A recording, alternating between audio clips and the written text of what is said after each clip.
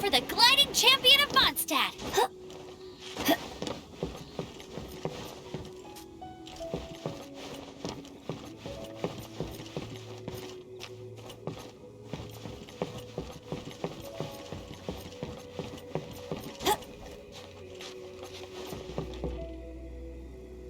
Look up there! That's the Jade Chamber!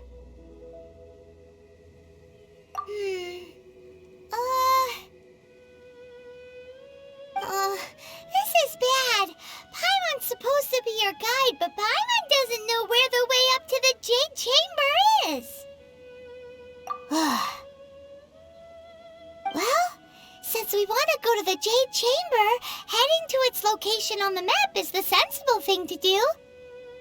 Let's look around. There has to be a way up there nearby.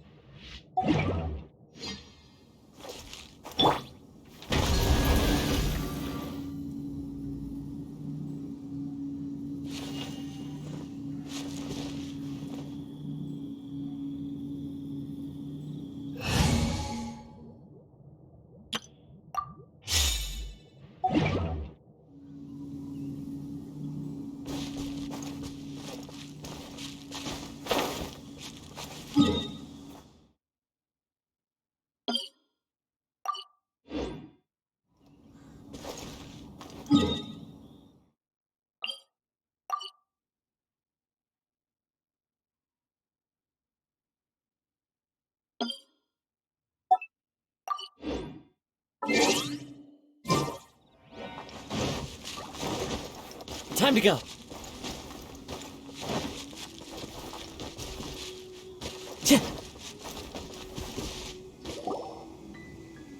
Hey, look! There's some sort of mechanism thingy. Since this is the right place, it must have something to do with the Jade Chamber. Yes, this must be the way.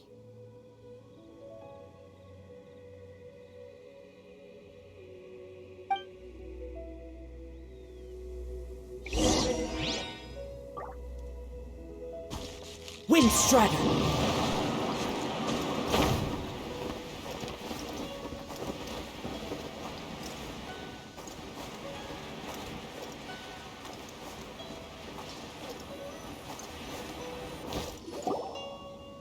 Huh?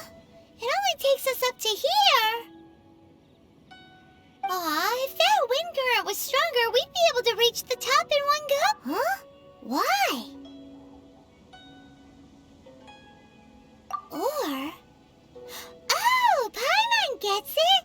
If it was a secret, Ganyu wouldn't have let us try to find it ourselves, right? Alright, let's follow your plan. Then we can... Oh, hang on a moment. Look down there.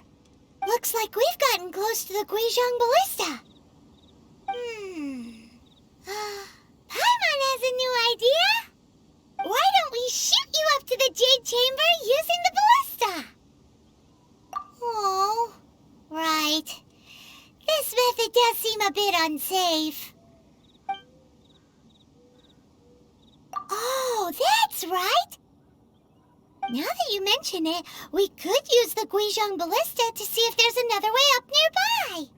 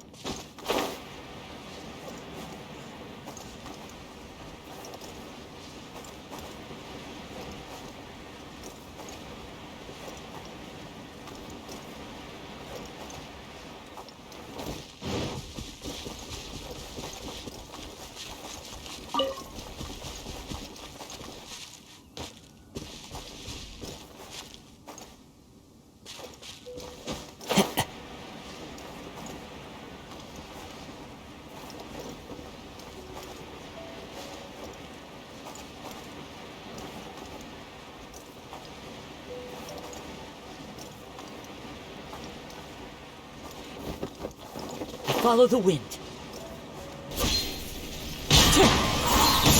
Clouds high. The birds call. Wind Strider.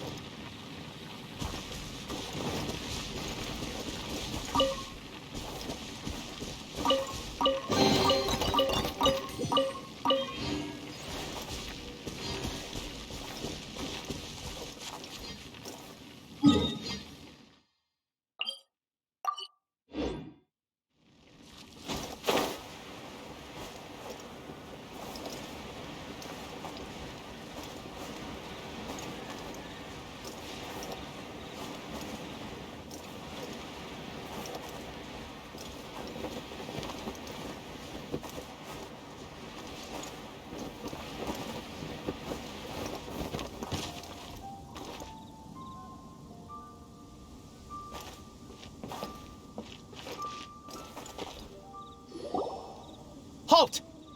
Who trespasses on these hallowed grounds? Exactly. What are you talking about?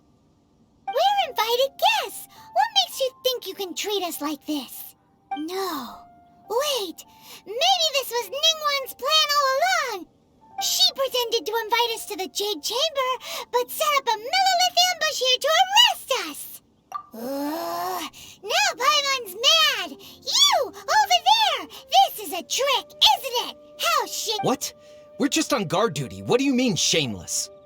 What nonsense! Seize these suspicious intruders at once! Well, here they come. Line them up and knock them down.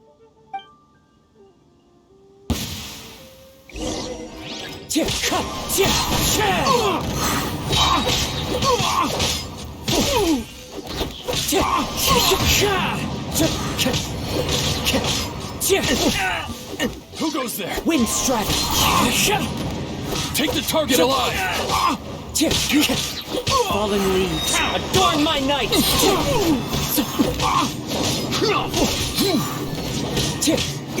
Wind Strider! Missed it! Clouds high, the birds call!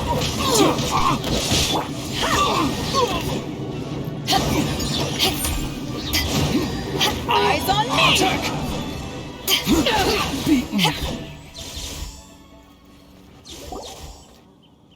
Stop! What's all this about? Lady Kuching, these two strange people suddenly appeared. They seem to have designs on the Guizhong Ballista. Who are you calling strange? You want to go to the Jade Chamber? Who? We're invited guests here to look for the Liu Qixing. Who are you? Well, as it happens, I am one of the Liu Qixing. Oh, I'm Kuching, the Yuheng of the Qixing. I know of you, traveler. You're Ningguang's guests, yes? Didn't expect to meet you here in the mountains. wow. Paimon didn't think we'd meet some super rich big shot out here in the middle of nowhere either. The Guizhong Ballista in Tianheng Pass has long been in disrepair, and yet it was fixed in a single night. I came here to investigate that occurrence. These Millilith are just here to guard the scene, not to arrest anyone. So this was all a misunderstanding? Paimon never would have thought. Anyway, for a mortal to be able to repair an Adepti mechanism is quite the mystery, even to the Qixing. That was... Eh? Oh, right. So, Lady Yuheng, might you have any idea why Lady Tianquan invited us to go to the Jade Chamber? Just call me Kuching. I'd say that Ningguang's purpose is to request that the savior of Mondstadt take a more neutral stance. Or at least, to not wholly side with the Adepti. We're not taking sides. We spoke with the Adepti. They want to protect Liu as well. When you say protect, you're referring to their sanctimonious arrogance, aren't you? Huh? You are mortals, and thus under their protection. There was no way they would have regarded you as someone with the ability to assassinate a god. Naturally, they would also regard Ningguang's locking down the area, questioning the citizenry, and pursuit of the assassin to be pointless work. Perhaps they even wonder if there might be a cover-up. I'll say it like it is. They're underestimating us. Well, you've got a point there. Still, this is the first time Paimon's seen a person from Liyue who doesn't respect the gods or the Adepti. Should I respect the shallow sense of time and condescension to mortals that has caused them to delay in moving against us, Qixing? Forget it. I shouldn't speak of them this way. This skepticism is mine alone, and Ningguang does not share it. Either way, I will admit that the actions of the Adepti this time were quite restrained. Rex Lapis's death is indeed an extraordinary circumstance. But to think that they would call for a council of Adepti rather than come down here directly. How surprisingly civilized of them. Well, for Ningguang, she would talk anything and everything out if she could. But I doubt we can do that here. The time of the Adepti has long passed. If even the Liyue Qixing don't want to face that truth, then what future is there for Liyue? Another super bold statement. I'll stop here. Honestly, I hadn't intended to say so much. But you're a good listener, Traveler. You should both be off to the Jade Chamber. Don't be late now. Ningguang's schedule is packed to the gills all the way till next year. The cream of Liyue's mercantile crop all see ascending to the Jade Chamber as the greatest honor. Each brings rich gifts as they visit, all to curry a little favor with Ningguang. Favor? But... Wait, that's right! Greeting gifts are a staple of Liyue's culture. We need to get one. Not to curry favor or anything, just to respect Liyue's culture. Alright. You can decide on your greeting gift yourselves. Let me tell you how to get to the Jade Chamber first. You didn't actually have to come to Mount Tianheng. Go back to Liyue Harbor. Find a guide at the Yuehai Pavilion, and... Well then. May we meet again, Traveler.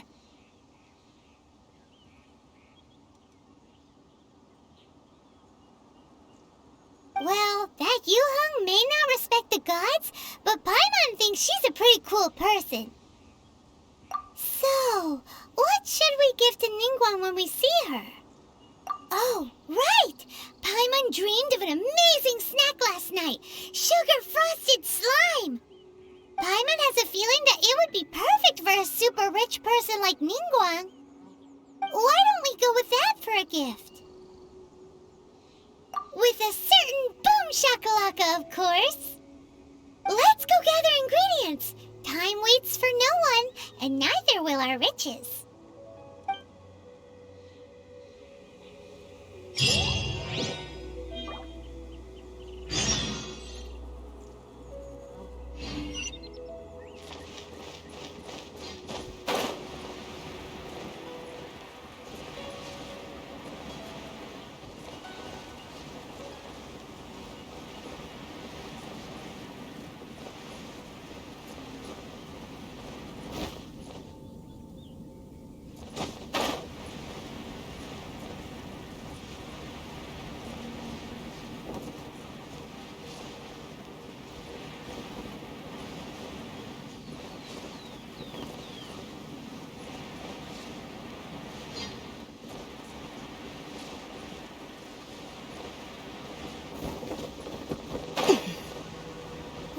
Look at that slime! It looks crystal clear! And very delicious! That's the one!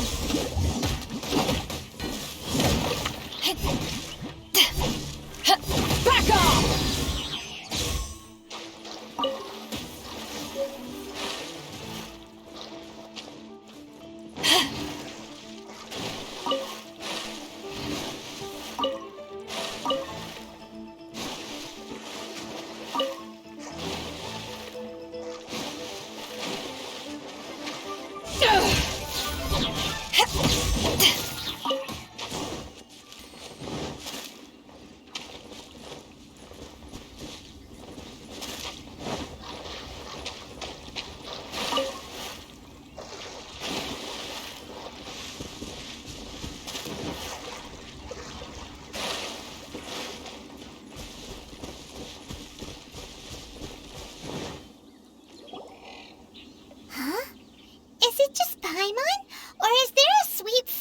In the air.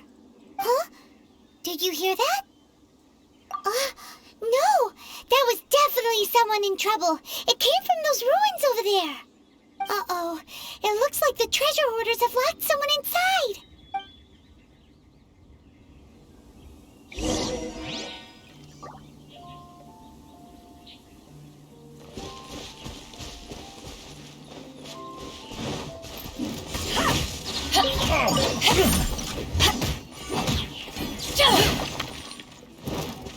Direct assault!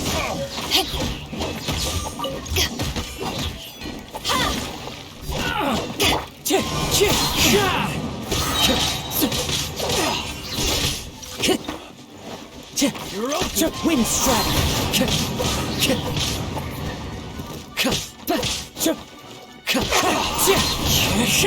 Time to go!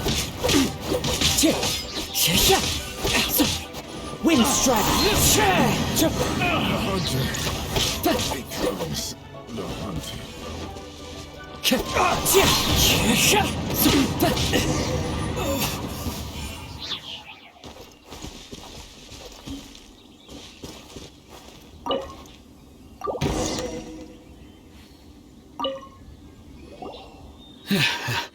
Thank you for your help, kind travelers.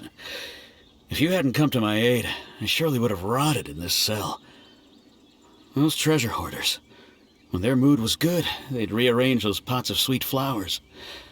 When they were in a bad mood, they'd rearrange my face.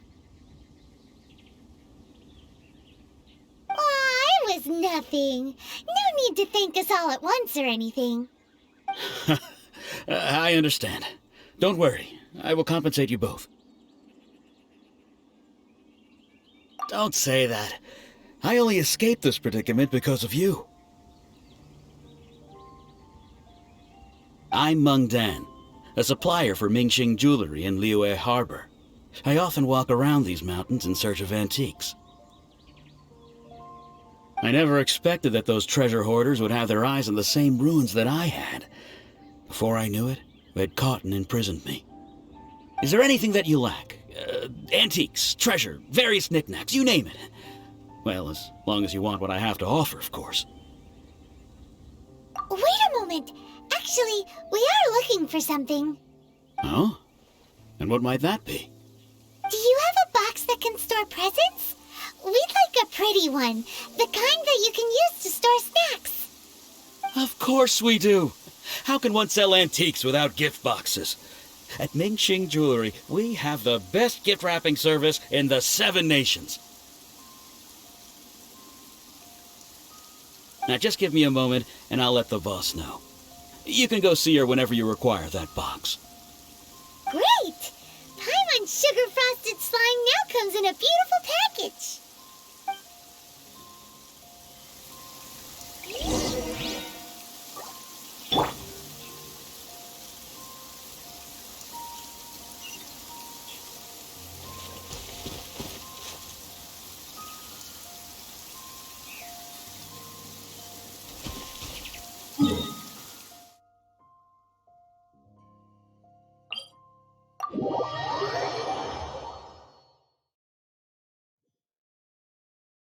Wow, this weather is awesome.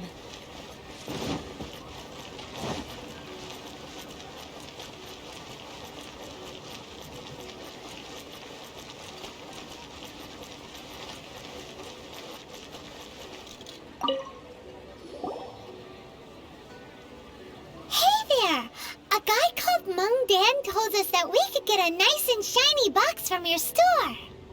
Uncle Meng already told me about it. Thank you both for saving him. Many of the best goods in our store were found by Uncle Meng. If anything were to happen to him, it would be impossible for us to continue doing business. Here, this container is itself an antique, with at least 140 years of history. It's already been cleaned. Will it do? Yep. It's great. Hang on a moment. Could we borrow one other thing? Sure. Please help yourselves, as long as it's on our shelves. Traveler, this clay pot looks really awesome. If we use an antique as our mixing bowl, we should be able to make a great snack. It's done! The one and only sugar-frosted slime! Carefully now.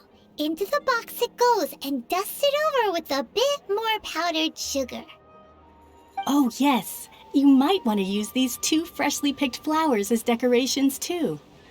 Woohoo! It looks beautiful! Great! Now that we've put all that we've got into this box, let's go to the Jade Chamber to see Ningguang.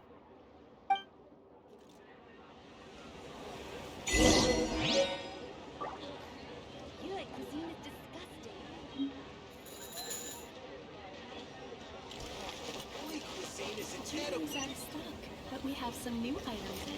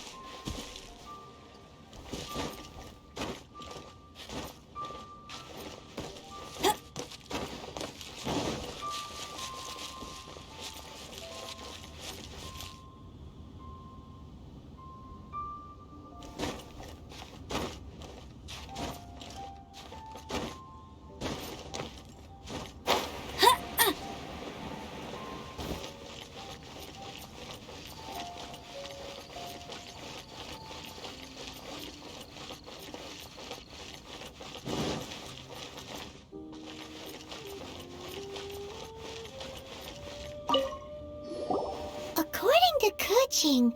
This is what we should say. Excuse me, do you sell the moon here?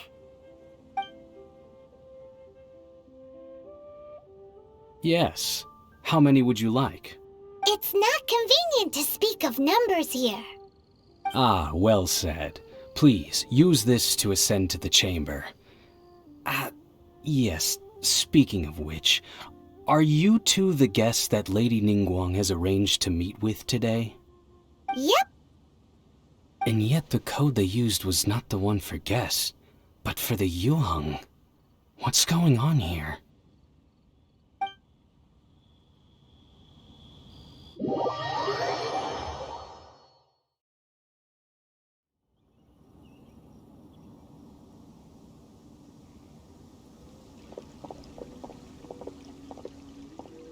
I've been waiting for you, returnee from Joyun Karst. It's Ningguang! Since this is our first meeting, we've prepared a gift. I hope you like it. Oh, for me. You have my thanks. Oh no, it's nothing.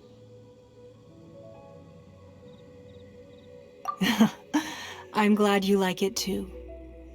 This palace floats in the skies, higher than the peak of any mountain. From this vantage point, one may survey all of Liyue. I have been gathering the funds necessary to build it from the time I began learning the merchant's craft. And since becoming the Tianjuan, I have spared no effort in hiring the best craftsmen to constantly extend it.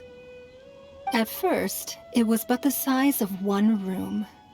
Now, it is large enough to blot out the moon in the skies above Liyue. One day, I believe it will overshadow all 7 nations. Not many from outside Liyue earn the right to ascend to the Jade Chamber. But I have been in correspondence with the acting Grand Master of the Knights of Favonius, who spoke highly of you.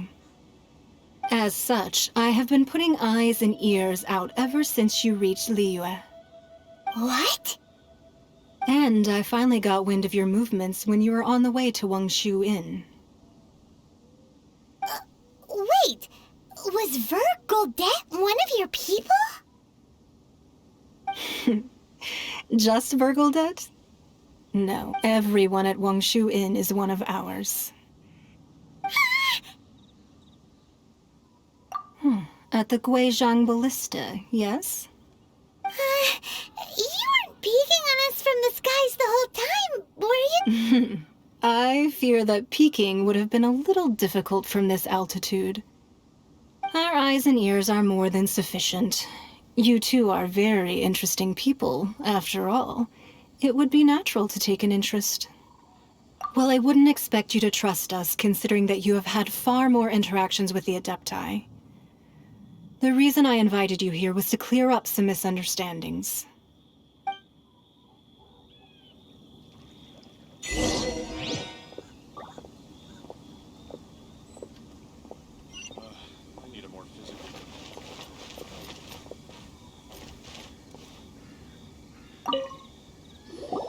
I believe that you've heard of the Archon War.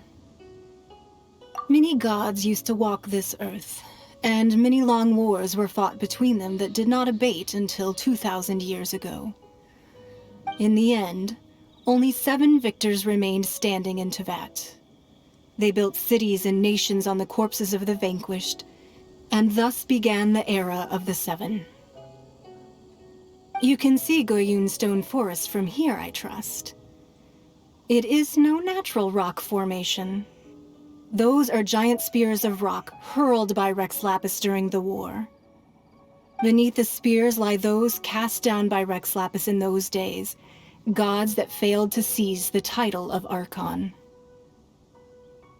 Not only is it true that gods may die, but so too has the membership of the 7 changed over the last 2 millennia.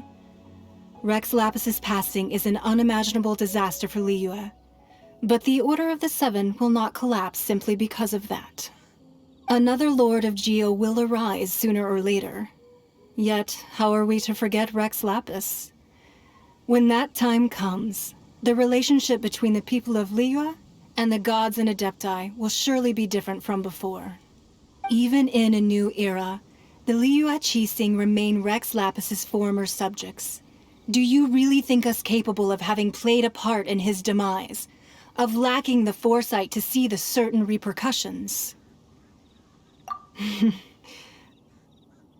That day at Yujing Terrace, it was also very sudden. Even I was caught completely off guard. You were there. You, no doubt, saw. But our enemy has long lain hidden within the harbor. If we do not act against them now, they will surely gain the upper hand. Hiding the Exuvio was a necessary maneuver to take the initiative back, to play the spider while our foes scurry about. Who's this enemy you're talking about? What do you think, Traveler? Huh? What are you two talking about? Well answered. Huh? The scenery out here is fine indeed, but the wind is a little strong. Our preparations to receive guests within are complete, so please, this way.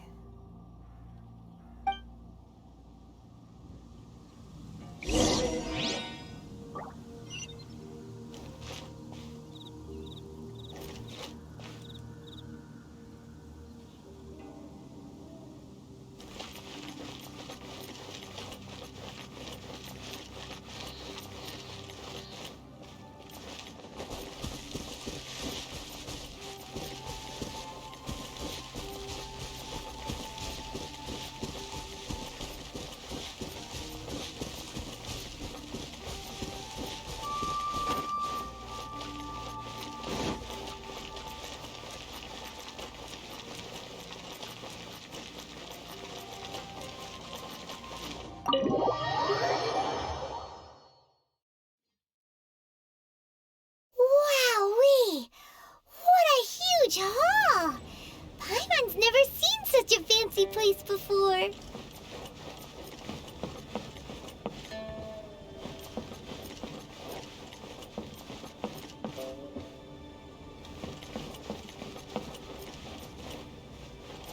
Bet you can't keep up with me!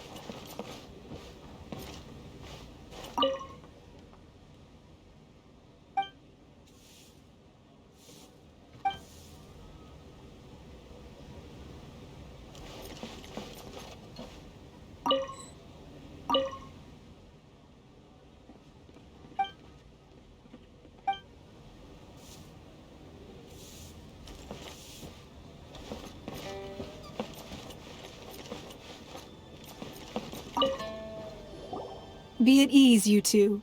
Make yourselves at home if you wish.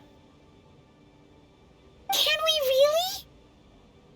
I have invited you two here as friends. And when friends come over to play, our enjoyment comes first. Naturally. Ooh! Isn't this that legendary wall? Why, you've kept your ear to the ground, I see. That's because even the storytellers are talking about it. Everyone everyone's after a piece of paper from that wall. It's super famous. That's because that wall records Leo's secrets. Merchants have always been attracted to secrets. But the secrets of the mercantile world are of no interest to you, are they, traveler? You're rather special, really, and I think you're quite aware of that. If possible, I'd like to have your trust. But if you were to choose the more trustworthy person between myself and Kuching...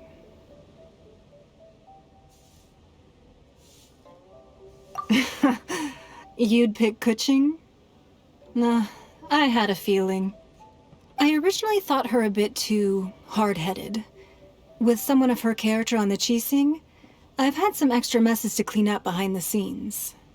But after she said those words, the time of the Adepti has long passed.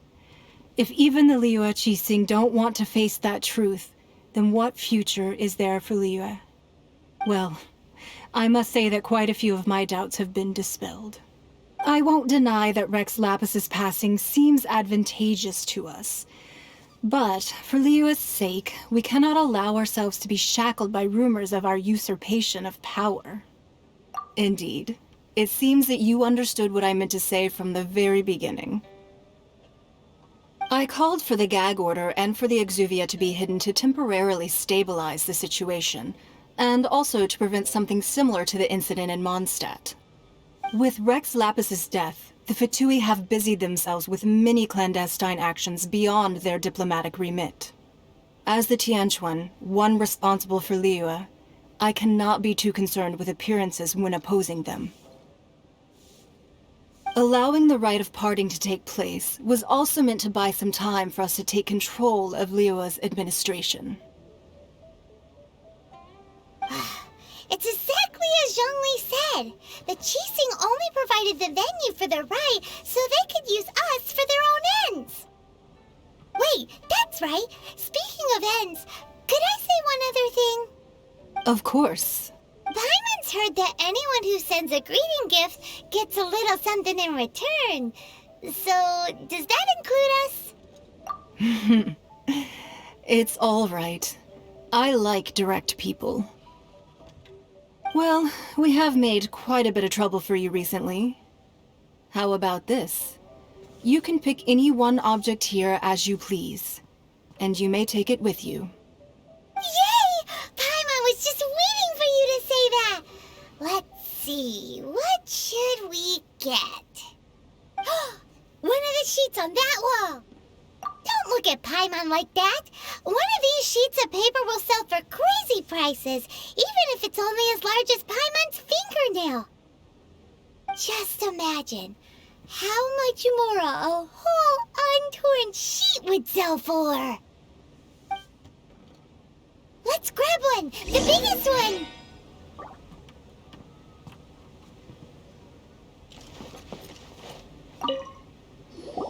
Huh? Well, that was an easy search. The biggest sheet is right up there in the most obvious spot. Let's go with that one. La la la la la. Let's see what's written on it. Huh? There's a place marked with a circle on here. Oh, could it be treasure? Whatever it is, it better make us filthy rich. Let's see what's written over here. Sigil of permission, something, something, Fatui, research, copy. Huh? Aw, that doesn't sound like treasure at all. This piece of paper shows that a Qixing spy discovered traces of classified Fatui research on the Sigil of Permission.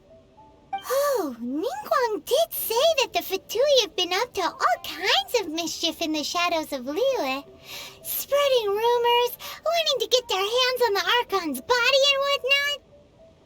But research on the Sigil of Permission? Paimon wonders what they're up to.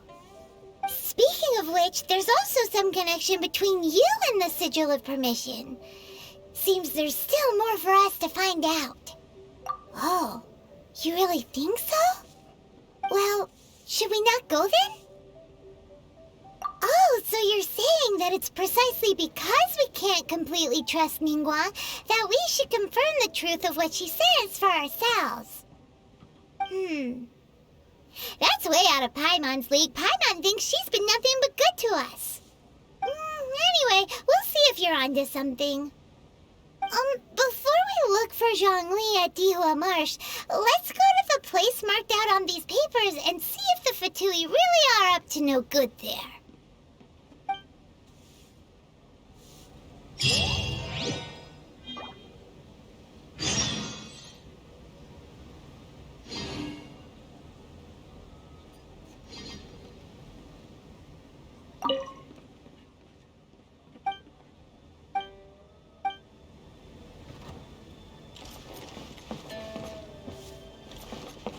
Sorry, anything business related is confidential.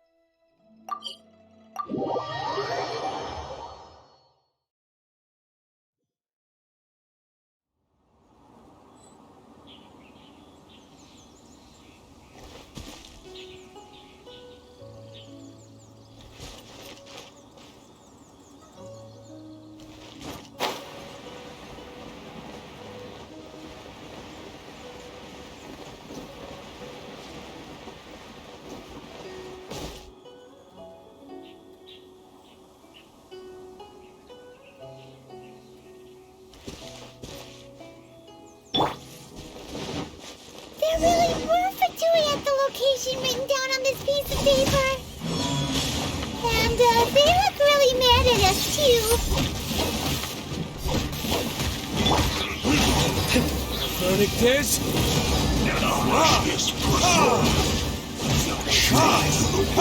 This quickly!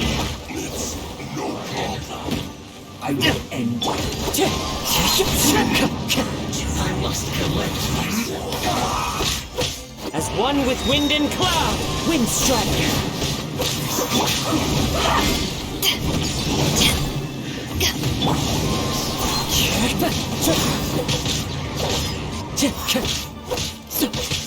Let's end this Time to go. quickly.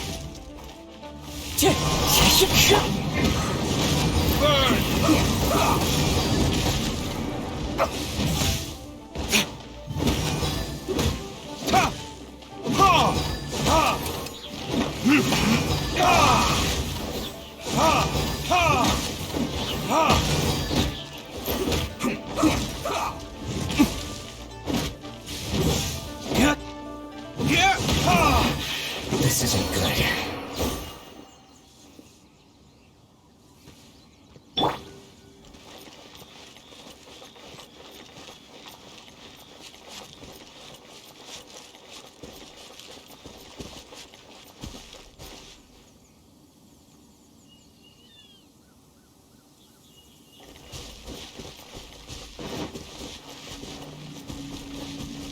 No one escapes my sight.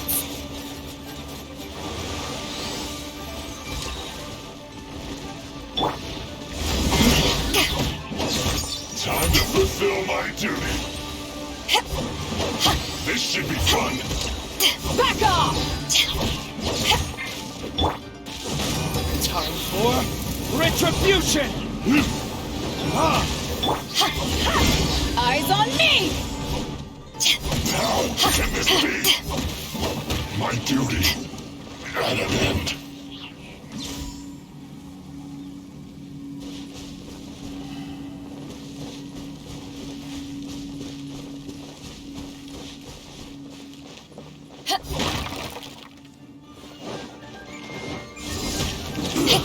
Shouldn't get careless. Have a load of this.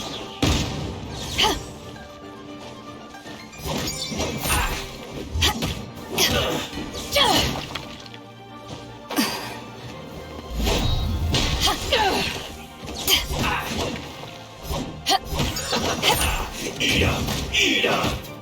Roast and fry. You need to hurry up. This was well done.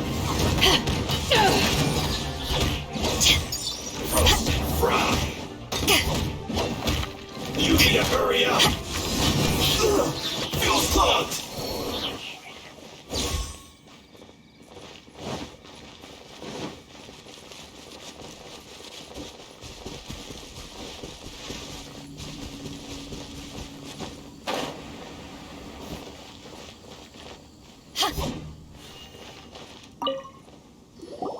There are so many talismans here. And some stacks of blank paper, too. What are they for? Paimon's seen this pattern before. But where? Oh, Paimon knows! It looks just like the sigil of permission the child gave you. But how did a relic of the Adepti end up in the hands of someone like Child? Oh, that's right. Cloud Retainer said that when the Lord of Geo created the Sigil of Permission, it wasn't to be used as some old relic. Talismans like that were once used in the Archon War to channel divine powers. Maybe the Fatui are copying the Sigil of Permission in hopes of achieving a similar effect. Being able to channel divine power in battle? Whew. That sounds pretty dangerous. And the plot thickens. We'll need to keep an eye on Child, that's for sure. Alright, that's enough sticking around here. We gotta go meet up with Zhang Li soon. The last stop on our Rite of Parting preparations tour is Dihua Marsh. Let's go! Paimon hates being late.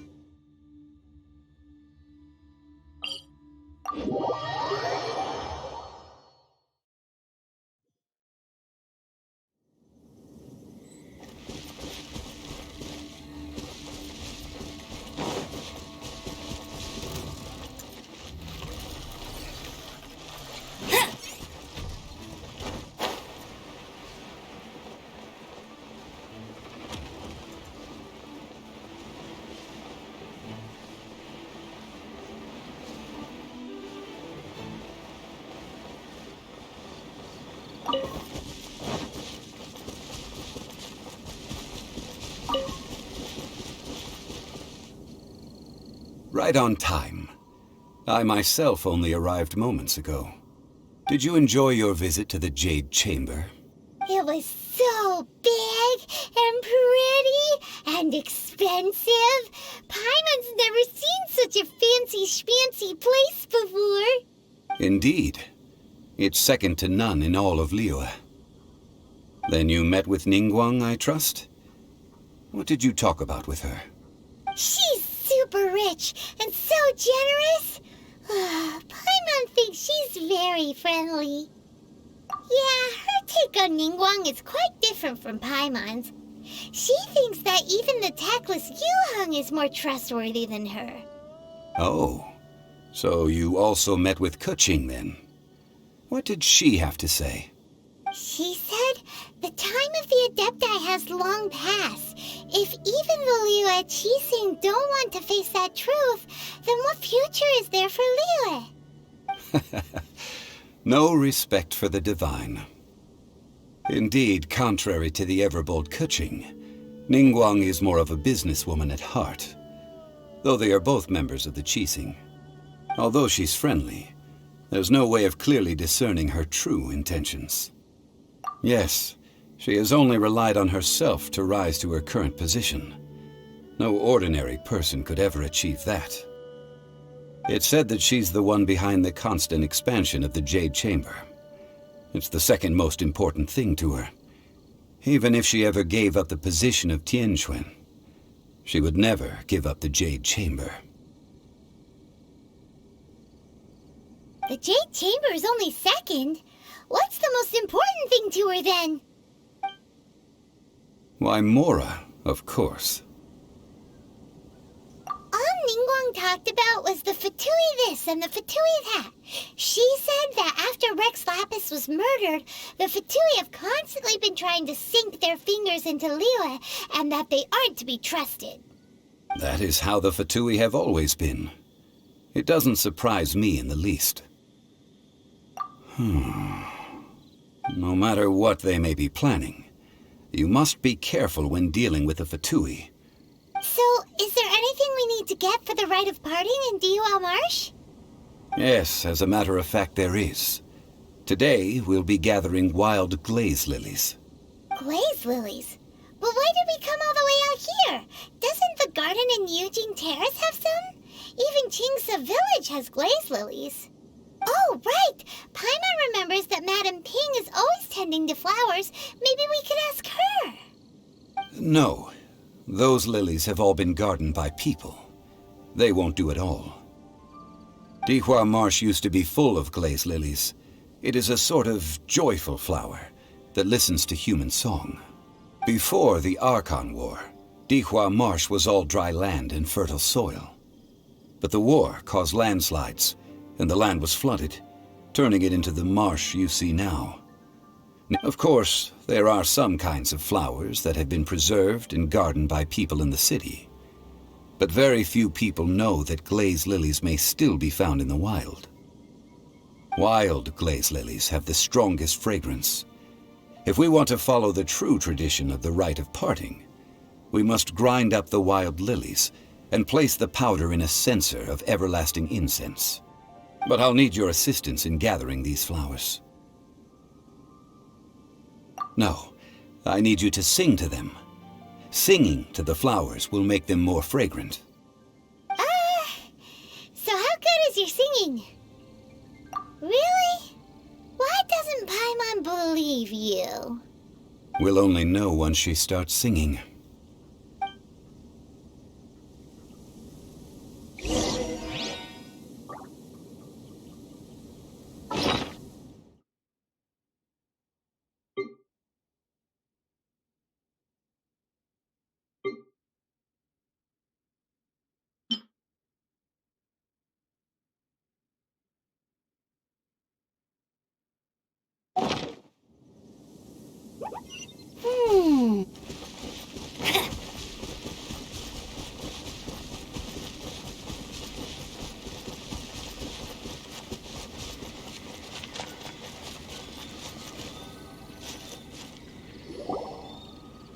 It's time to sing, whenever you're ready.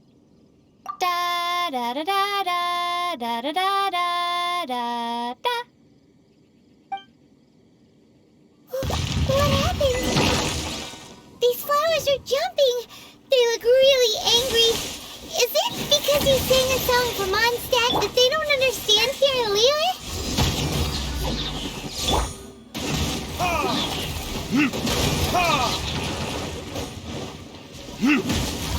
Verdict is... No! Ha! Ha!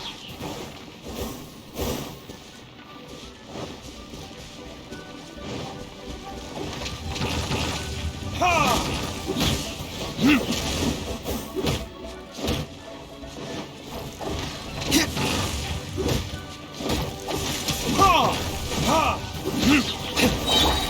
Back off!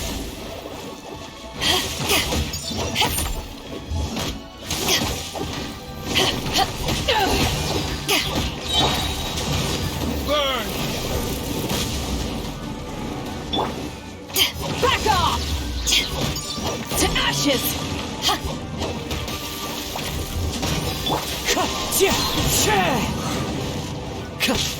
Clouds high. The birds call.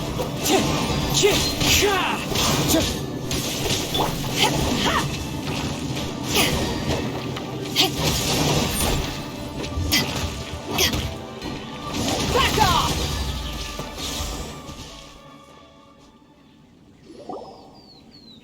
Those weren't glaze lilies. Glaze lilies wouldn't hit people.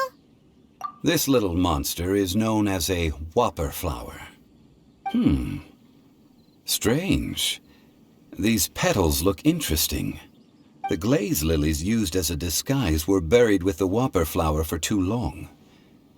The result seems to have surprisingly potent medicinal value. Let's collect what we can of these petals. Well, that's nice and all, but will those petals be useful for the rite of parting? Unfortunately, no. That's so lame. Excuse me. Are you searching for glaze lilies? Oh, hey! It's... what's her face? Paimon can't remember. Hello, traveler. I'm surprised you still remember my name.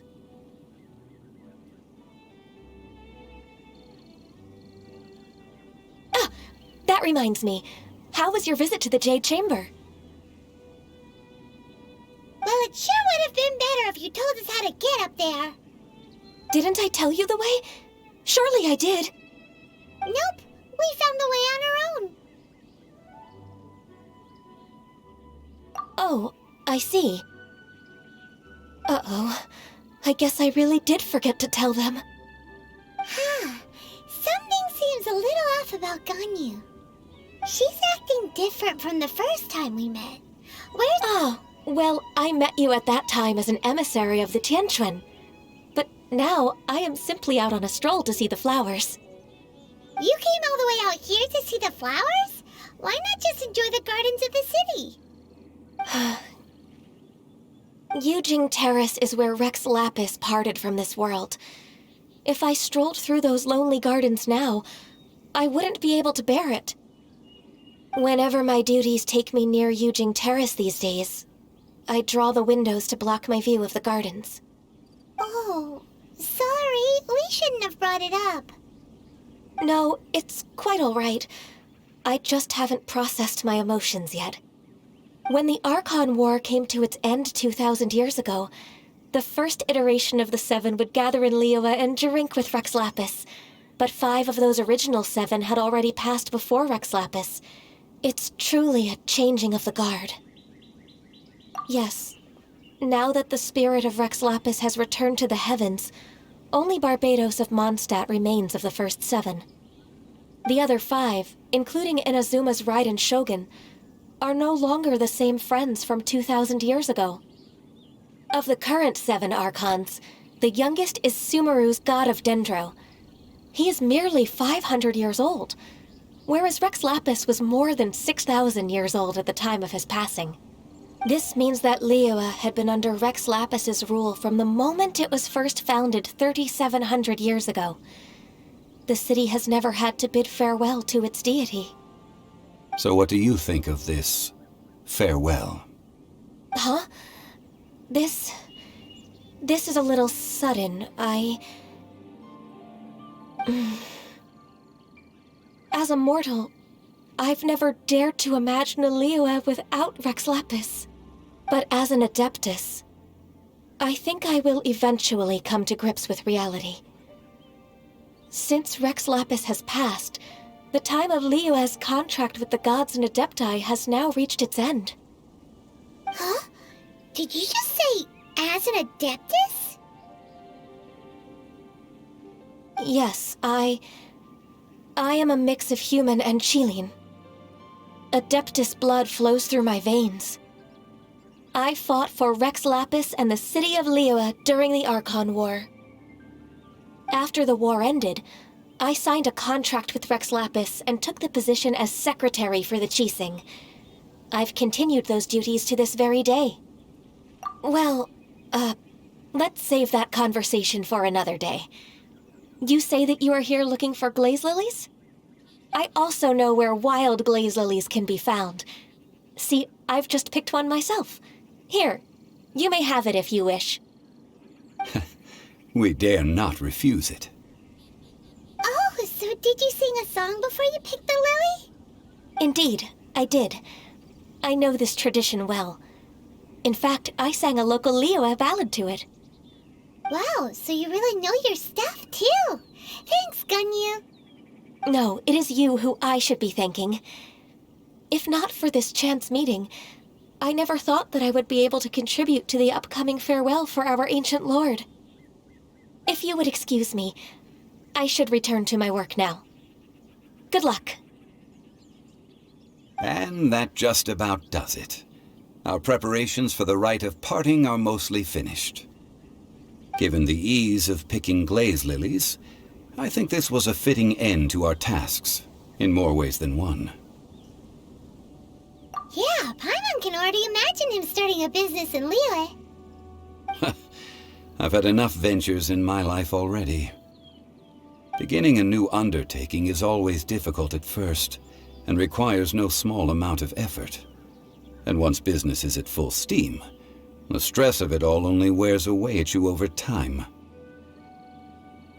So you must be careful to take the time to step back and re-examine yourself. If left unchecked, the wear and tear on your heart may go well past mending.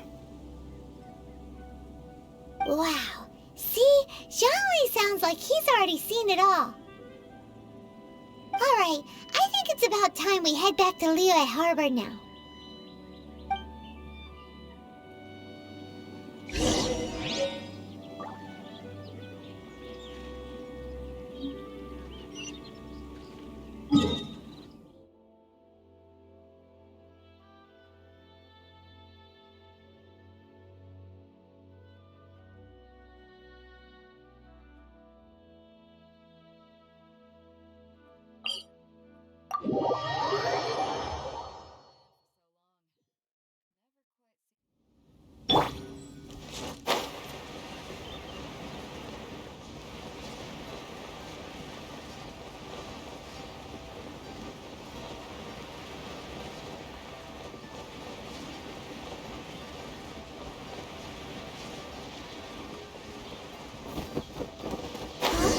What happened?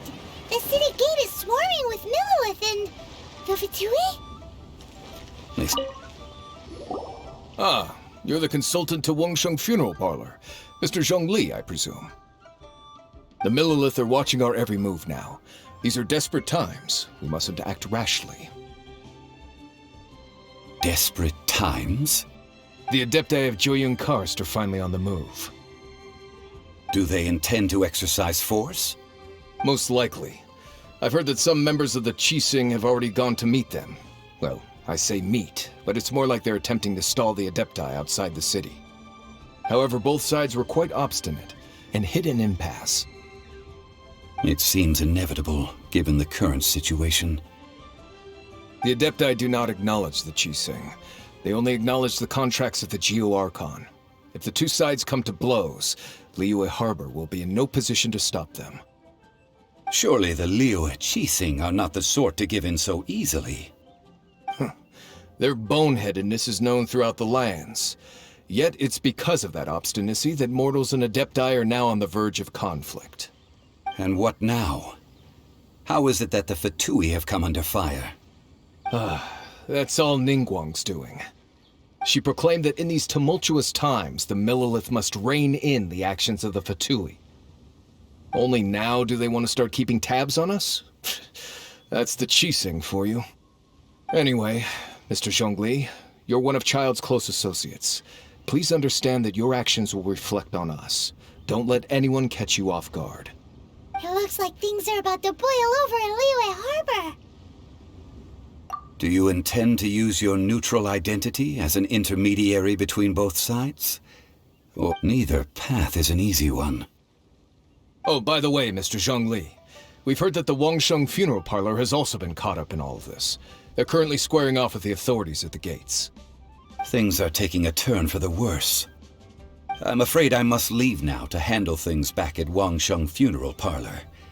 I hope that Master Hu has been able to keep things under control for the moment. Consider your next course of action carefully, traveler. If you're trying to prevent an explosion, it may be wisest to look for the fuse first.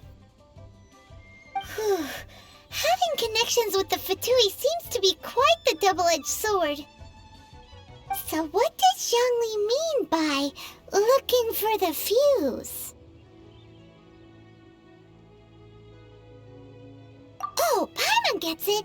If there's anyone that wants to see the whole city turned upside down, it's definitely him!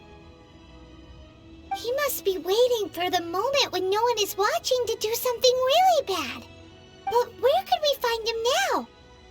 Where would he go at a time like this?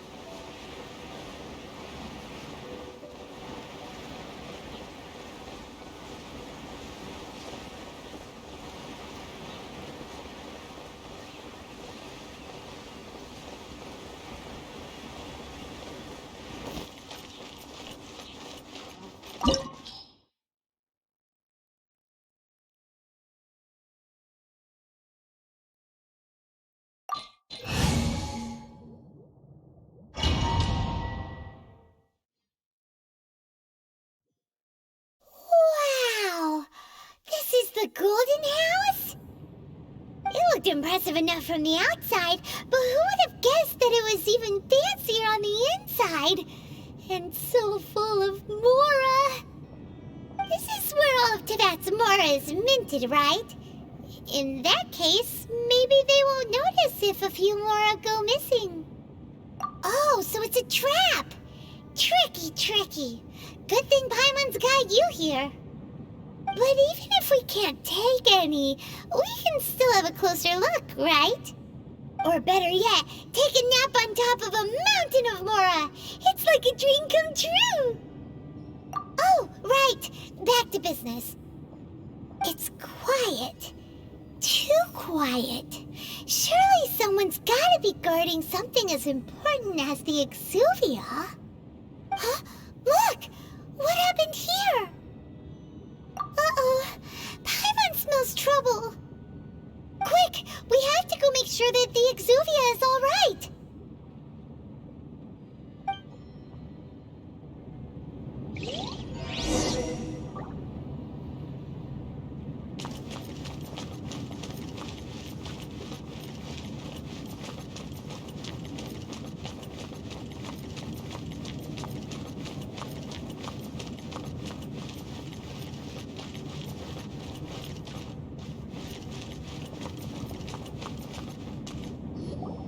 You've already fulfilled your task as guides, so why do you still linger here? Haven't you already seen enough trouble for today? Huh? Who's there? If you were Fatui, I imagine that you would be entitled to a generous reward from the Tsaritsa herself. But now, you're nothing but dross, and you're in my way. Where should I start? Well, I've never been one to beat around the bush, you know. But who could have possibly guessed that the god of Geo would mysteriously perish the very moment I arrived in Liyue, and that the Exuvia would subsequently be hidden away? If it weren't for that lovely little rite of parting ceremony you put together, it would have taken me a whole lot longer to get the information I needed. Stopping the Mora Mints, hiding away the Exuvia. The Qixing are really pulling out all the stops this time. So you've been planning to take the Gnosis from inside the Exuvia all along? As one of the 11 Fatui Harbingers, it's my duty to see the will of the Tsaritsa fulfilled. She will get that which she desires. I'm not asking for your blessing, and there's nothing you can do to stop me anyway. The time for discussion and diplomacy has already passed. I mean, if it were up to me, I would have skipped that stage to begin with. But I'm willing to do as the Tsaritsa deems fit. Either way, we now come to my favorite part, the battle.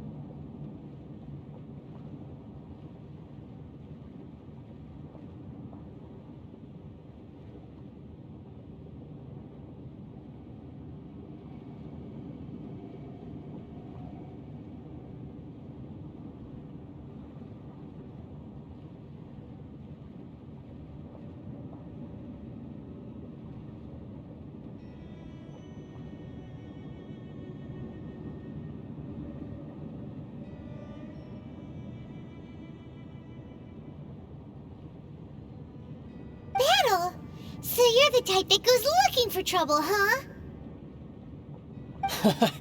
You could say that. When Signora offended the deities outside the cathedral in Mondstadt, she swiftly left the scene once her mission was accomplished. Instead of confronting you directly, she chose to rely on the snow and ice to make her escape. She wouldn't want the knights to come running towards the sound of battle now, would she?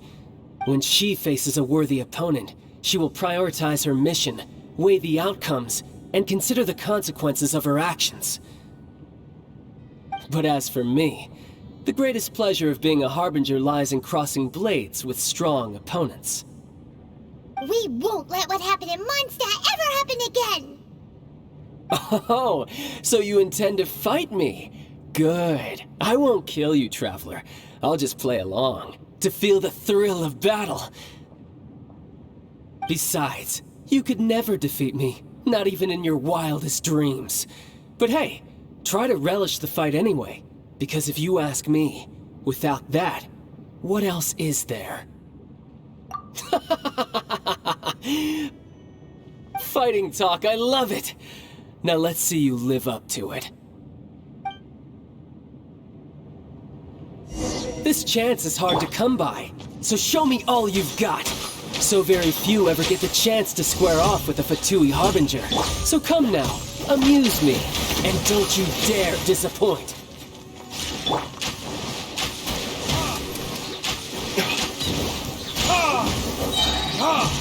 Time for How retribution!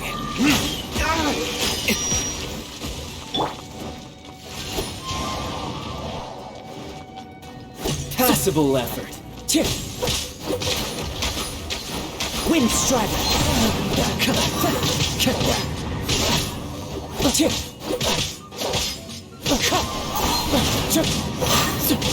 Not bad, not bad. You've made some progress. As one with wind and cloud. You've got a trick. Haha, good. No wonder Signora was so wary of you. Well, that just means I can go all out. Brace yourself. This is about to get tough. Now, show me what you can do against the might of a Harbinger.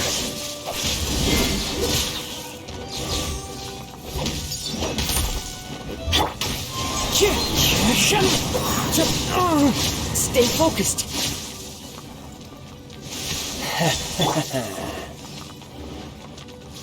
I'll crush you!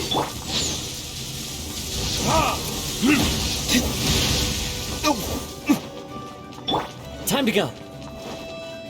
Wind Strider. Break! Back off! All you do is run. Power that ended Haishan! With this, you've got some skills.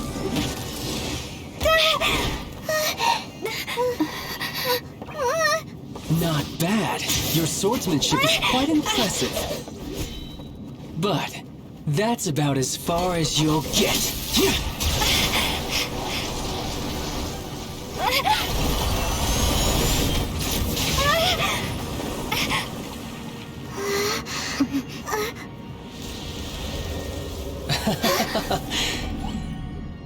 Didn't think you had that card hidden up your sleeve. You were just playing us to get close to the Exuvia! Oh, quiet down. Stop acting like some wide-eyed recruit. You've seen this world. You of all people should know. This should have been expected! Well then, I'll be taking Morax's Gnosis now! Huh? I see. Well, this is most unexpected. You beat me to it, didn't you?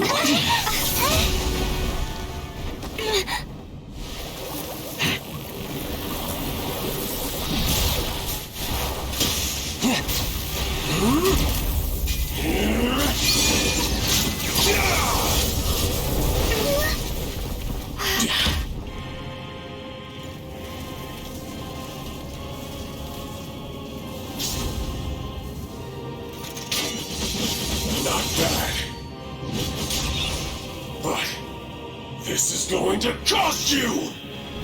Yeah!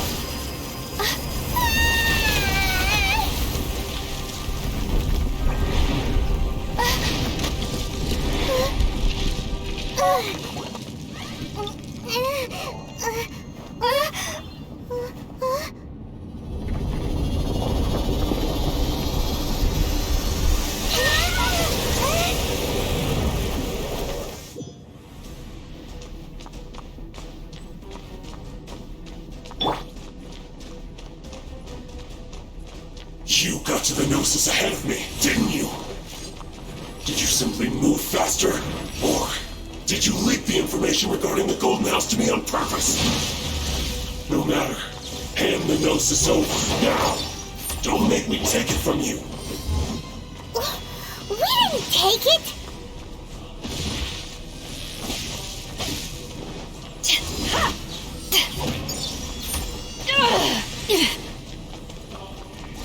Damn you!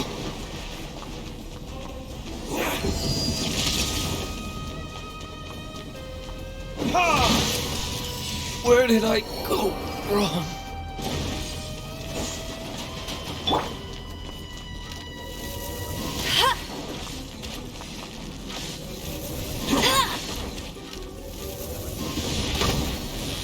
No one escapes my sights!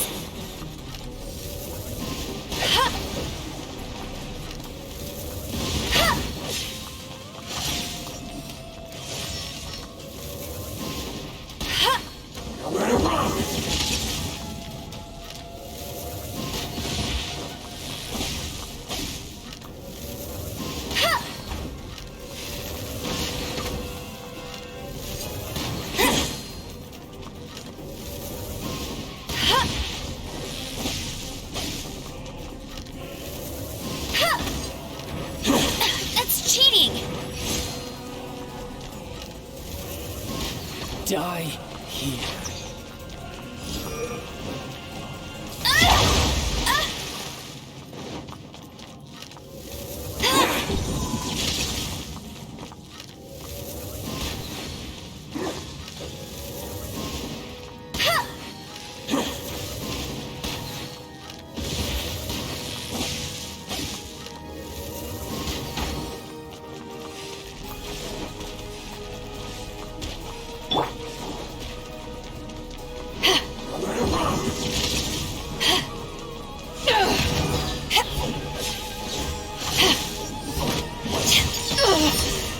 Not bad.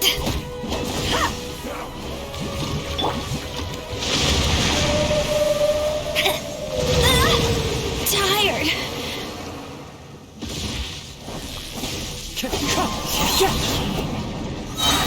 Fallen leaves, adorn my night!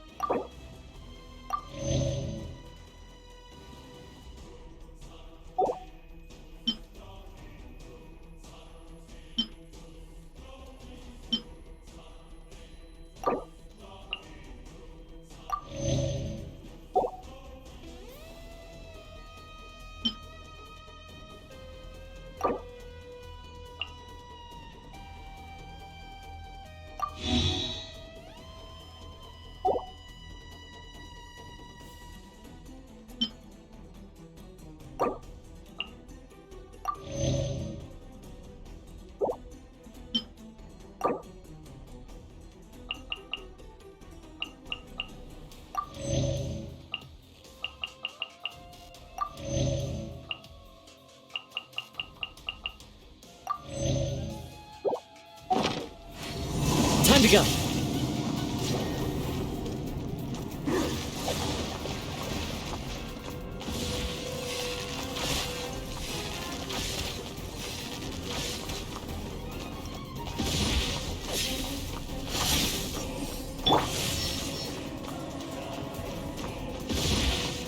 Back off!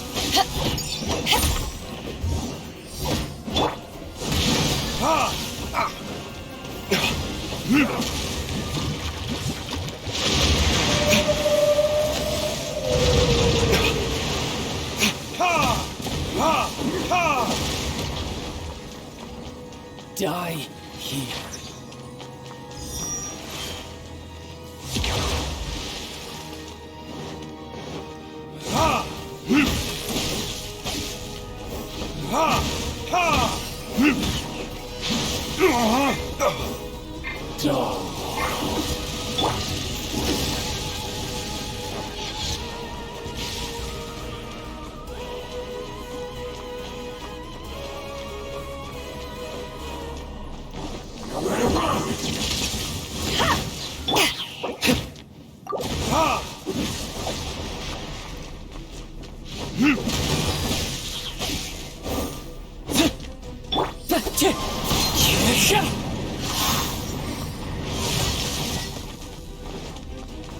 Wind strike.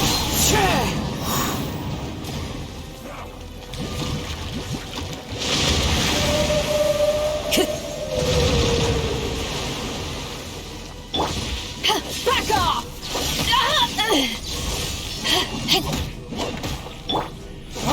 Burn!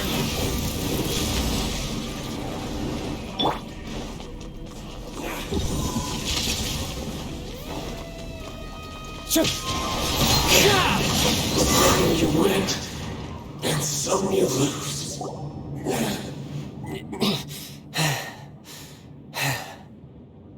Look! Child's back to normal again! Well then, time to cool off. It seems the burden of the foul legacy transformation was too great for my body. I lacked the opportunity to think this through. And now that I consider the matter more carefully, you never had any chance of beating me to the Gnosis. You had no connection to the Gnosis, no matter where it had been taken. That's what we've been trying to tell you! We didn't take it! Your show of ability today far surpasses that of Signora's initial assessment of you in Mondstadt. Tell me, how could that be? You already know the answer, don't you? I can see it in your eyes. But if that is a secret you wish to keep, I guess I'll just have to curb my curiosity. This battle has already left me satisfied. Anyone who strives as I do to grow stronger shall be called a friend, even if our friendship can only be shown in battle against one another. Pretty sure that's not the normal way to make friends. Unfortunately, I must bring this amiable conversation to an end. My quest still beckons. Given that the Gnosis wasn't taken by anyone, then we must look once again to the beginning. Perhaps it was never in the Exuvia to begin with.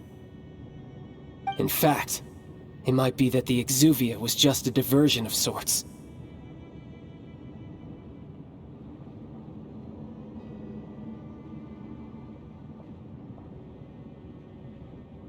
What? So you mean that... Yes, it appears so. Interesting to say the least. It seems that the guardian deity of the capital of commerce is also well versed in little maneuvers beyond the boundaries of contracts. As such, we must now look to our backup plan. Backup plan? I had hoped it would never come to this, for the weak will be swept away in the process. The truth is, the world belongs to those who pursue strength. I seldom willingly involve myself with the weak. Unfortunately, we cannot be picky about our methods as F2P harbingers. Children must all learn to eat their vegetables sometime. So what are you planning to do? I will awaken the god that lies dormant beneath Guyon's stone forest. A god?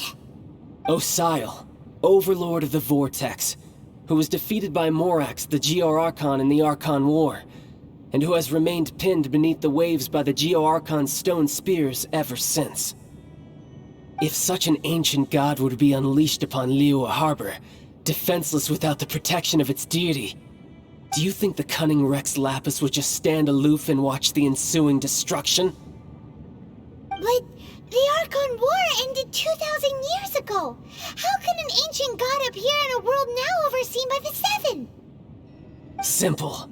I've already prepared the means to awaken it. Hey, those are sigils of permission! Oh, Paimon remembers now! The Fatui have been researching them! Indeed. The one that was given to you was just a byproduct of our research.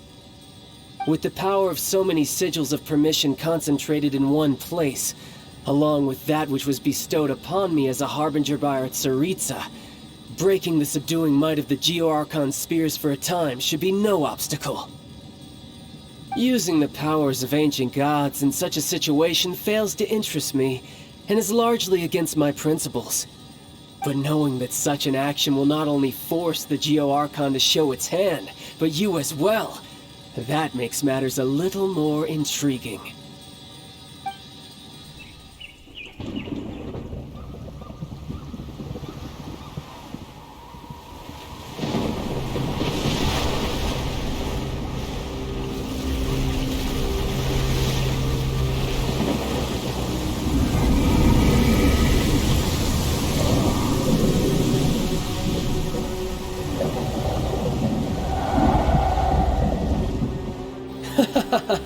Let's see.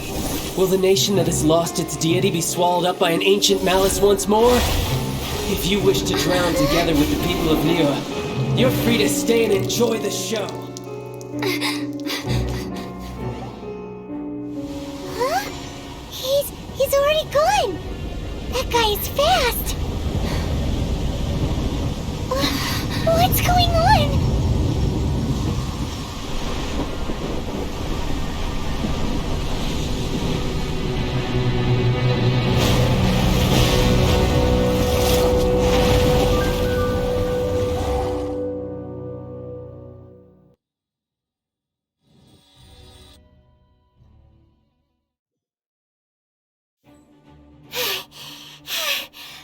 Exhausted.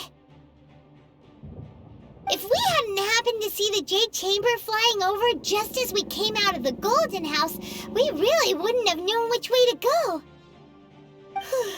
Did we make it in time? Is the Overlord of the Vortex still in the sea? It hasn't destroyed Liyue yet, has it?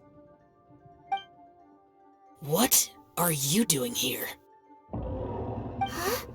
Hold on. It's the Adepti. What are you doing on the Jade Chamber? Paimon thought you were arguing with the Qixing. Is the fighting over? Faced with a calamity of such magnitude, we have agreed to put our differences aside for now and unite against this common enemy. Oh, Paimon gets it. So how do you plan to defend Liyue? Just seeing this Overlord of the Vortex guy puts a pit in Paimon's tummy, even from all the way out here. It's not just you. We've got new Millilith recruits who can't even stand at attention without shaking. The force of an ancient god's presence seems to be too much for ordinary people to handle. Which is why we must stop that monster before it gets any closer to Liyue Harbor. So the Archon War was fought 2,000 years ago against enemies like that thing? Now that's scary. So will the power of the Qixing, Millilith, and Adepti gathered here be enough to stop that god? We've already discussed this together, and our conclusion is...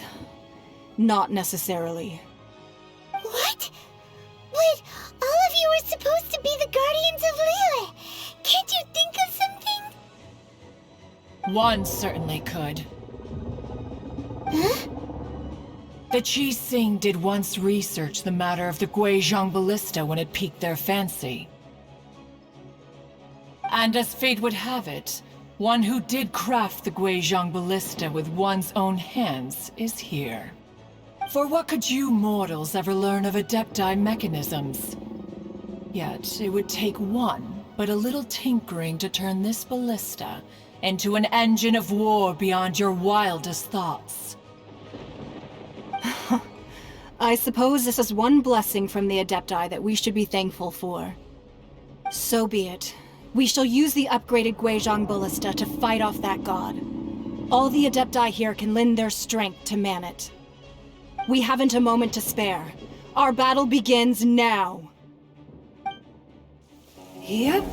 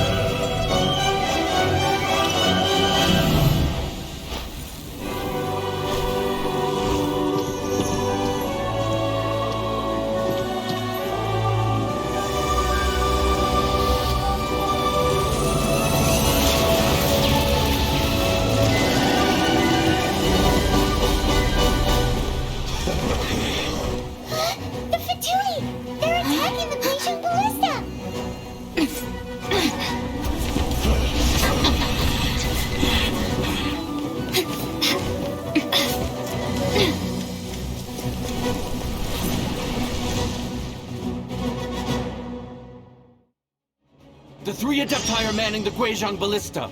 Do not let the F2P disturb their work! All able Millilith, with me! Let's go help too! We Adepti have not faced a god in several millennia. Let one see what you're made of then. What strength remains within you, one wishes to witness.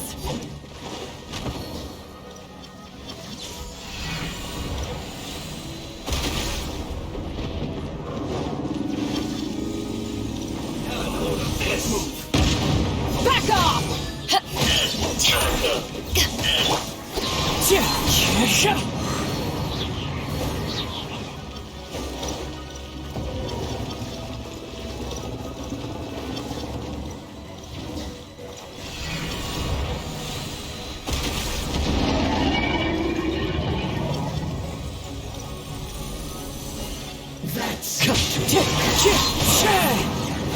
As one with wind and cloud! Miscalculated.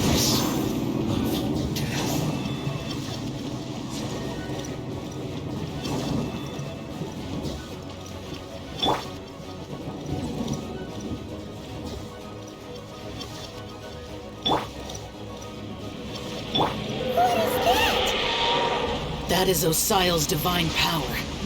I am very familiar with it. Be careful not to get hit.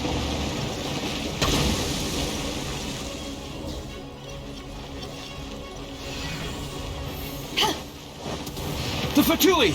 Their attacks are unrelenting! How daring. Snezhnai's diplomats will answer for this afterward. Every last one. Verdict is... Not breaking a sweat!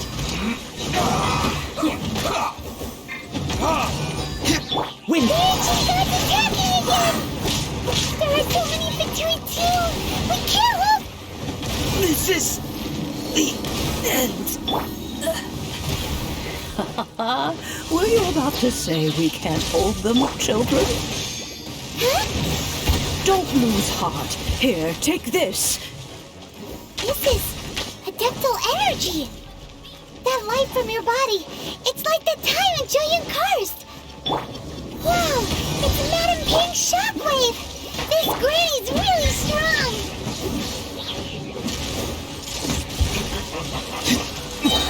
Enough burn! It's time! No attacking! Looks like I... What? This should be fun!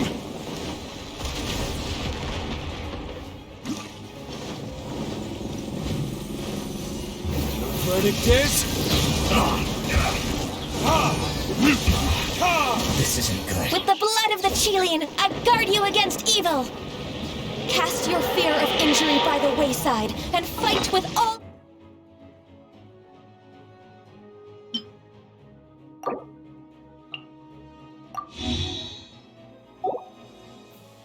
your might!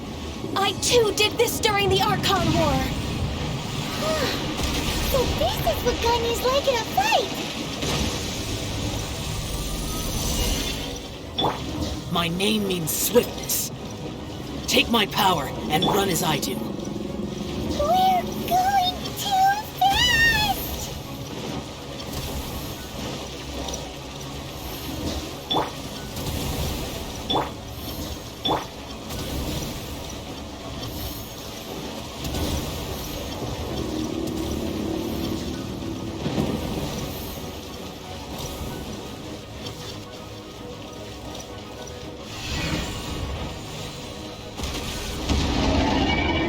Child, you are strong in body and spirit. Perhaps you can withstand 3 forms of adeptal energy at once. This will hurt a little. Please bear with us. Once you've adapted, try to use them in battle.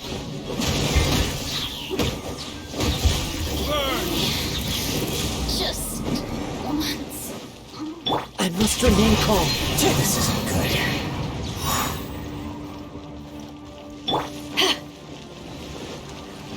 Power that ended life! My work is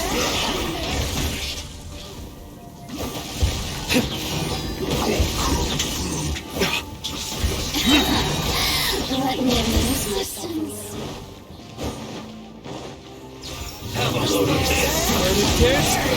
Exercise caution!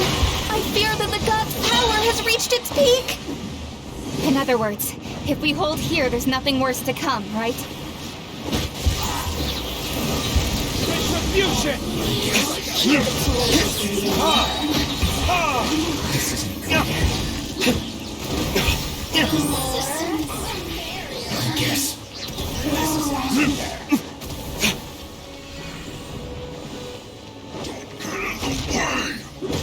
Burn!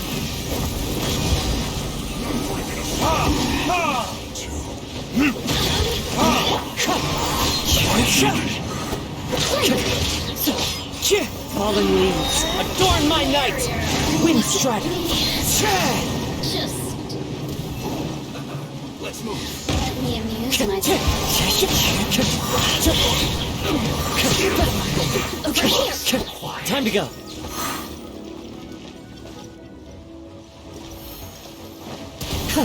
Not bad. Amuse myself. The Fatui's numbers are thinning! Fight on, comrades!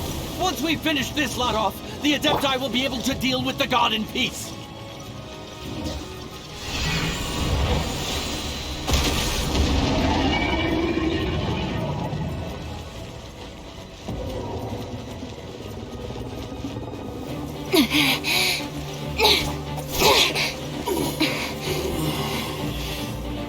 The interlopers are no more. Now we may commit ourselves fully.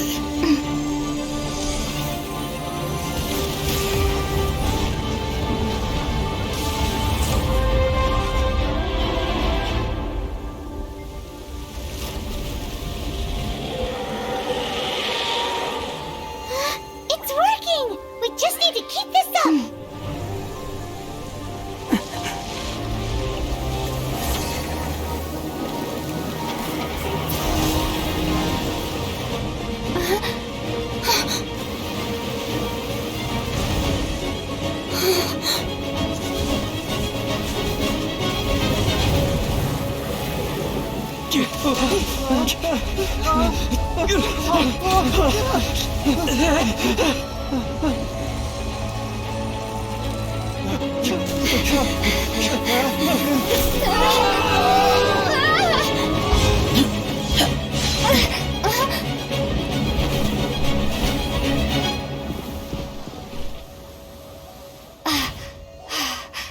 Be careful now.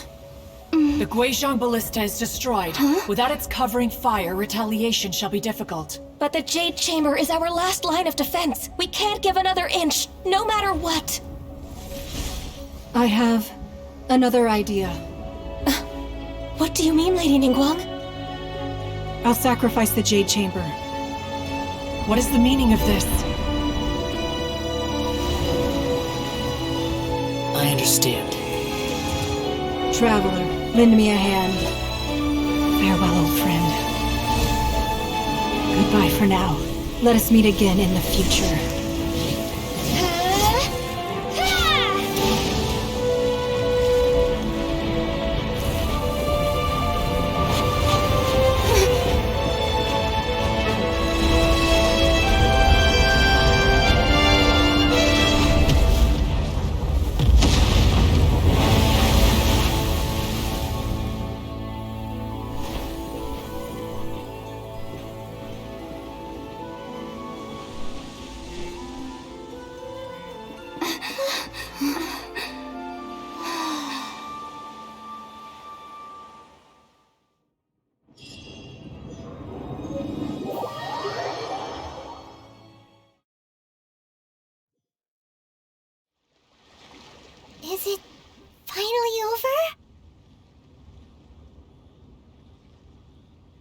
The ominous aura of that monster has indeed begun to fade.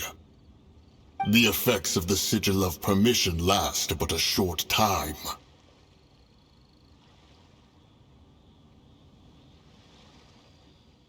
It will be some time before the Overlord of the Vortex can make any waves again. We are indebted to you for your assistance.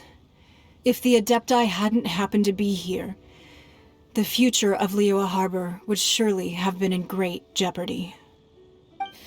Save your flattery. We didn't just happen to be here. Surely you won't pretend to have forgotten the reason for which we came. Come now. There's no need for such harsh words, Cloud Retainer. I've heard that when Ningguang began learning to do business, she had already started setting aside part of her then limited income in preparation for building the Jade Chamber. At first, it was only the size of a small room, but with continued expansion it has become the palace that lies before you now. It is a testament to Ningguang's entire life, both as a businesswoman and as the backbone of the Liyue Qixing. Seeing the Jade Chamber destroyed in the defense of Liyue means much to her. To me, such cooperation and sacrifice deserves at least some recognition, don't you agree? Well, I was really hoping you would say that such sacrifice could at least be used as some leverage in our negotiations. Thank you all for hearing me out. We know very well why the Adepti came here today. But please forgive us. We cannot yield to your wishes. Oh? 3,700 years. According to our records, the Adepti signed a contract with Rex Lapis to protect Liyue. 3,000. Even to this very day, Liyue and its lands have stood the test of time, immovable as stone, just as it was thousands of years before. This is truly no small feat. But that does not mean that the Liyue of today is the same city as it was all those years ago. Do not merely cast your protective gaze upon the land. Instead, focus your sights on our city and each of the citizens that dwell within it. Are you questioning our means of protecting Liyue? I mean no offense. I simply hope that our Adepti forebears would see Liyue in a new light. Forebearers, you say? One doubts you would be fit to be part of such a lineage. This morning, Rex Lapis appeared to me in a dream. What? In the dream, I yearned to tell him that we Qixing, though mortal, are equally bound to the contract. Each passing generation of the Qixing leaves many things of value to be inherited by the next generation. I also thought to tell him how the past generations of Qixing had strove under his rule to survive in our mortal world, establishing a network of contracts which has since come to be known as trade. But I dared not speak. I could only gaze at him in silence until the moment I awoke. Oh, Ningguang. Yet another perspective. What are you trying to say, Outlander?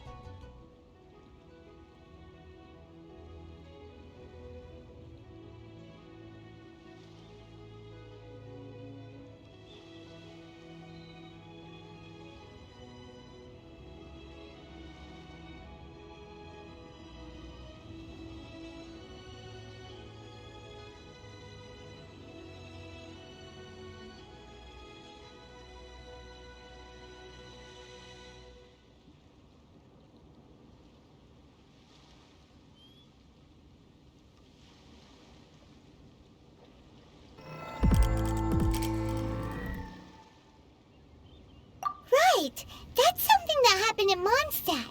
It's a story about the Four Winds and the people of the Animal Archon. The Animal Archon sought to quell the strife between the two sides, because he believed that such conflict would only scar the hearts of both, and that nothing good would come of it. Each of the 7 nations has its own scars from the past. Though your point is the very height of simplicity. As Adepti, we've become a laughingstock, to be chastised thus by an outlander who has lent us such succor. All right, all right. Didn't Ningguang suggest that we should focus on the city and each of its citizens? I know I already have, so why not see for yourselves?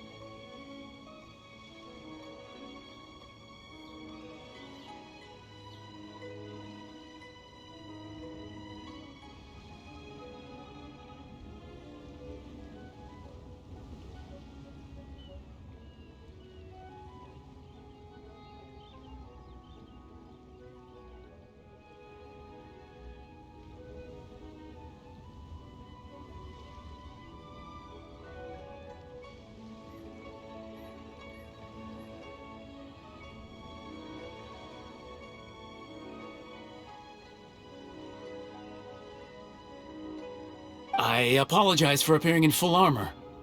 I am afraid I cannot show the proper courtesies.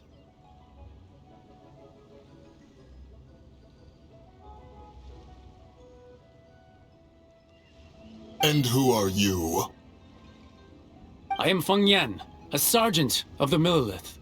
I have come to extend my thanks to the Adepti. I thought this battle would perhaps be my last. But thanks to the aid of the Adepti, our forces were not as badly battered as I feared we might be. Although I am a mere mortal soldier, I promise to hold the line and never betray the grace given to us by the illuminated Adepti this day.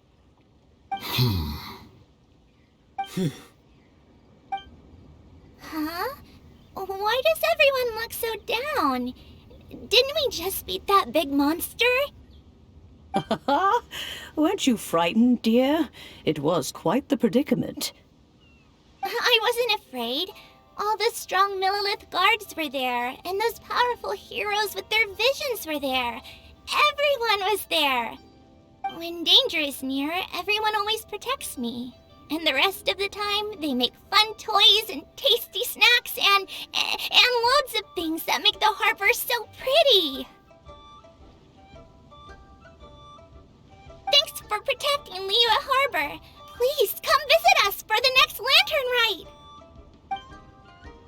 Unfortunately, we wouldn't be able to participate. Huh? Because we are Adepti.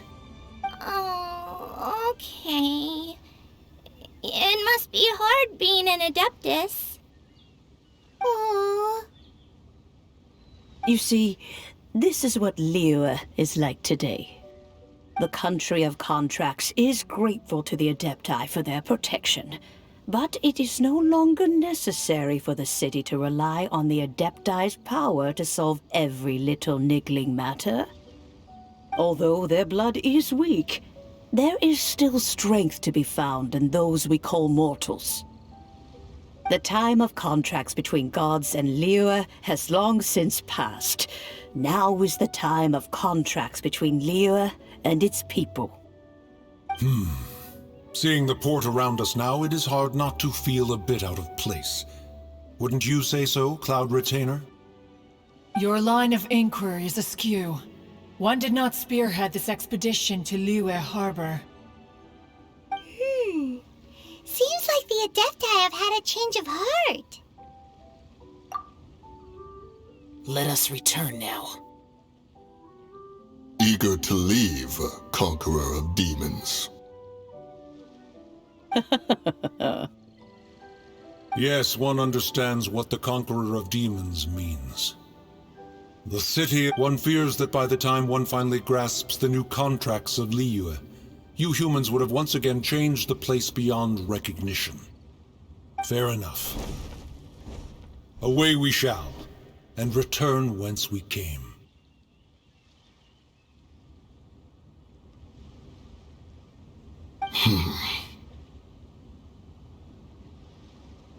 Since we Adepti have consensus, then one shall persist no further. But how will we ensure that the Liyue Qixing will not simply exploit their power once we depart? In my view, that is still a thing to be guarded against. All right, Mooncarver, you needn't worry. It seems to me that this right of supervision is best left to the people of Liyue. Looks like the conflict between humans and Adepti was avoided. All's well that ends well, huh? Oh, right! It's nice that we've got peace and all, but we're forgetting one thing. Child wanted to unleash the god so he could lure Rex Lapis out. But we were able to handle the Overlord of the Vortex on our own, so Rex Lapis never showed up.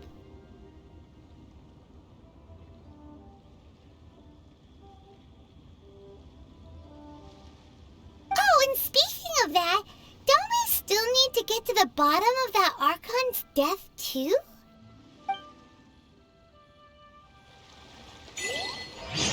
Hyman doesn't get it. But isn't the strongest lead we have the Adepti-less rite of parting that we're organizing? No idea where Zhongli's going. Let's ask for him at Wangshen Funeral Parlor.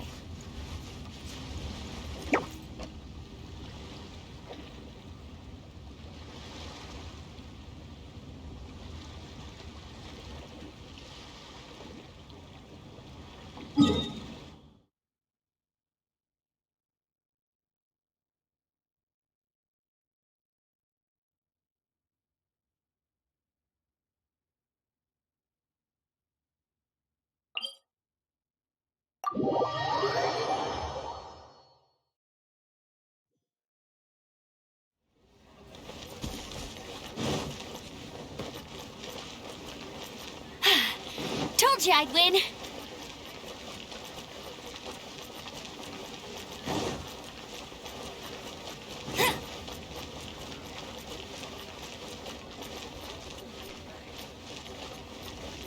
The key here is consumer psychology.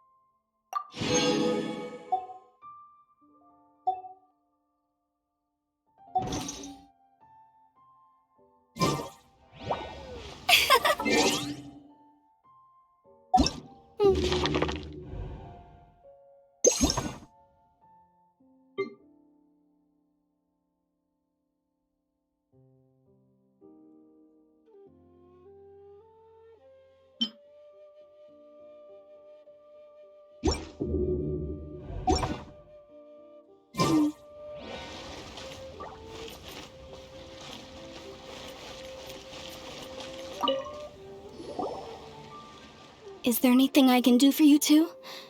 I'm afraid that Wangshen Funeral Parlor isn't in the best state to receive guests. We've come to see Zhongli. Could you please tell him we're here? Unfortunately, Zhongli isn't here at the moment. It seems he went to Northland Bank. Doesn't the Northland Bank belong to the Fatui? Last time we saw Zhongli was before we went to the Golden House. Do you think he doesn't know about the attack on Liyue? Visiting the Fatui at a time like this could only mean more trouble. We had better go and make sure that everything is okay.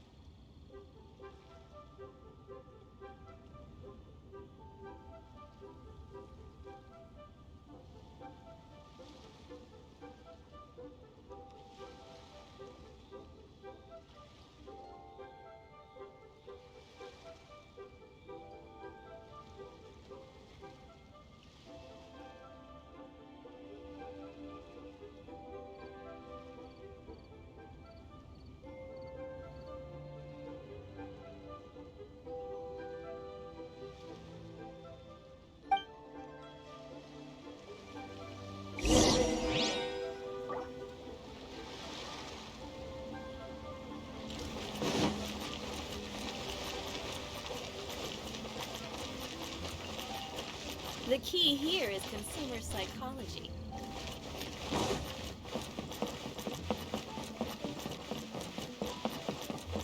Feel free to take a look around.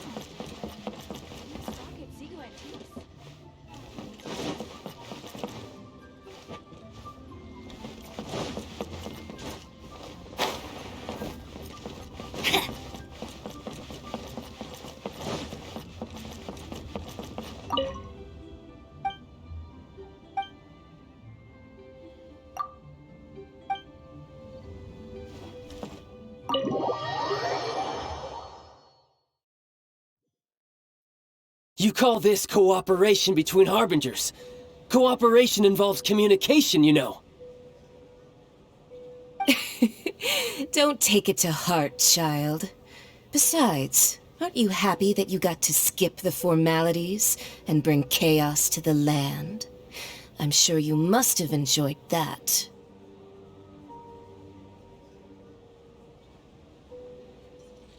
Oh, it seems that some of your friends have arrived.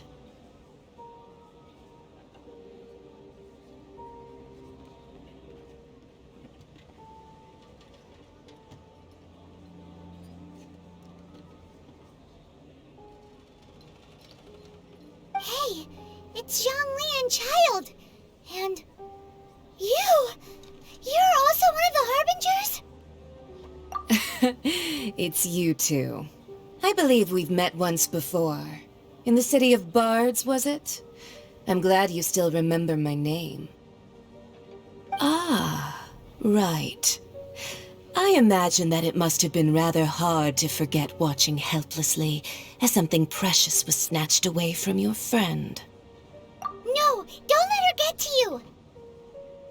You've yet to gather the powers of all 7 elements, and our last battle at the Golden House was almost more than you could handle. So it might be best to keep things peaceful this time, seeing that 2 of the Harbingers are here. Well, if it isn't you two. This is our first time seeing each other since Liyue was nearly wiped off the map. This is certainly a bit awkward, wouldn't you say? Paimon knew that we should never have trusted a Fatui Harbinger.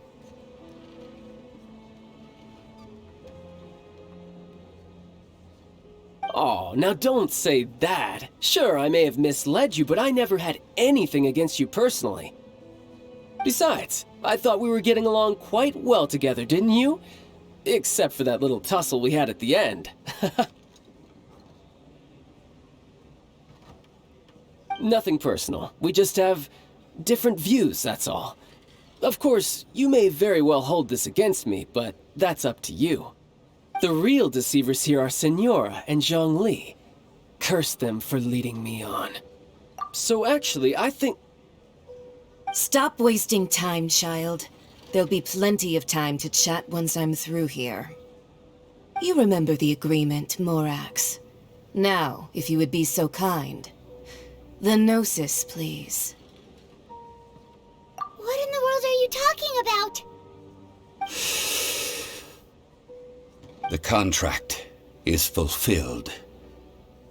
That which thou seeketh is now bestowed unto thee. For my promise is solid as stone.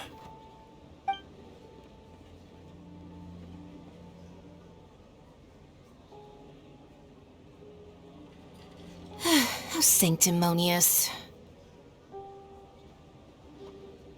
What? So you're the Lord of Geo? No, wait! That's an exciting twist and all, but why give the Gnosis to the Fatui? I do not give it for free. I give it as agreed upon in the contract. For it is a Yeah, you don't think you went a little bit too far with that whole fake death thing? Everyone was preparing the ceremony for you, and splat! This big dragon falls out of the sky, and all of Liyue goes into an uproar. Talk about a disaster. Gathering all the forces that had been bubbling behind the scenes, and then stirring them together in a pot that was bound to boil over. That's what he wanted to see, am I right? Wait, what? Perhaps it's best that I explain. As you know, I've dwelt upon this world for more than 6,000 years. I witnessed the founding of Liyue, together with the Adepti 3,700 years ago. Even boulders that can withstand whirlpools will erode with the passing of time. I kept convincing myself that cracks had not begun to form, and that the end of my time had not yet come. Until one drizzly day, as I was strolling along the harbor, I heard a merchant tell one of his workers, "You finished your duties. Go ahead and call it a day." I stood motionless among the crowds, asking myself, have I already finished my duties? Oh, Zhongli. But as I began to consider relinquishing my divine role, I soon discovered that many reasons still remained to not hastily depart. Was Liyue, the city I had dwelt in for so long, already prepared to enter its next age? I decided that a test was needed in order to reveal the answer. So I feigned my own death, and gathered the cast of Child, the Adepti, and the Liyue Qixing to play their roles together on the stage that was Liyue. That's right, which is why I continued to safeguard the Gnosis until now.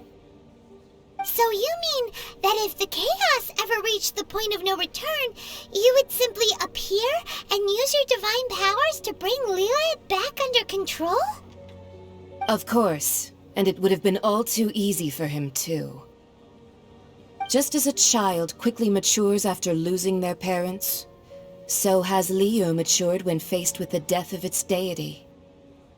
I was pleasantly surprised with the finale of the show that you all put on. Why, you even deserved an encore. The Adepti deserve the greatest applause, considering their years of seclusion.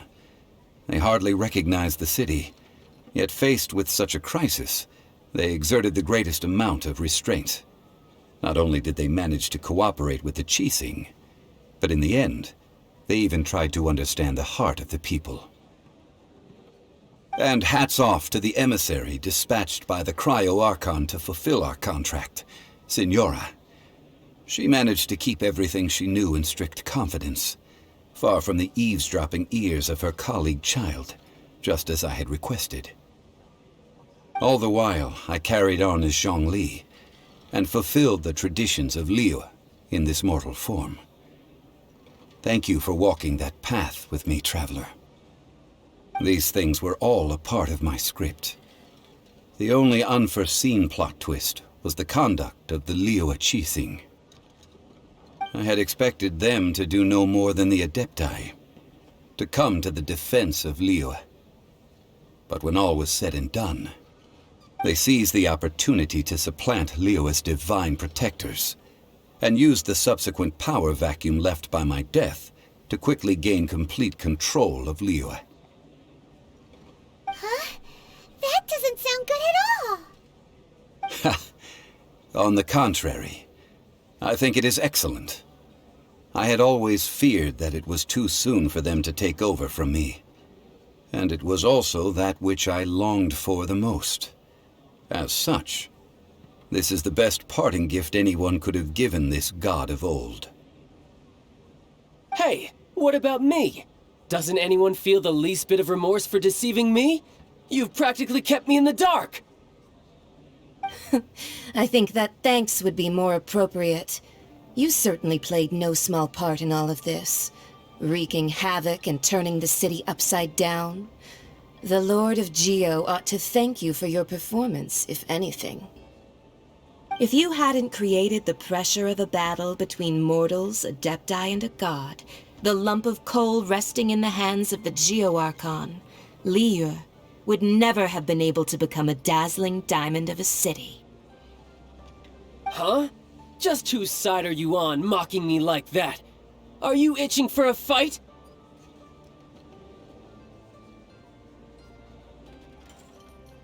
Be that as it may, you've come out of this as the hero of Liyue.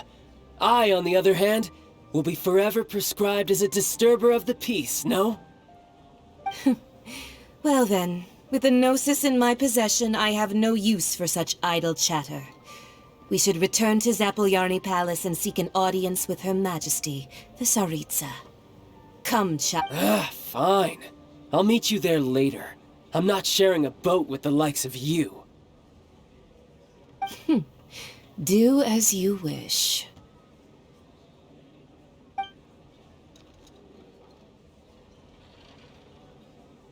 Now then, is there anything else you wish to ask me? Right! As Zhongli always told us, a good trade is a fair trade. Paimon has no idea what could be a good trade for a Gnosis. Realistically speaking, there is no such thing. Huh? However, I am the god of contracts. For thousands of years, I have made countless contracts. If the deal was of no benefit, then I certainly would not be inclined to agree to it. My agreement with the Cryo-Archon will be the last of my contracts as the Geo-Archon. My contract to end all contracts. As for the bargaining chip that the Tsaritsa used to balance the scales, uncover that answer for yourself in your future journeys.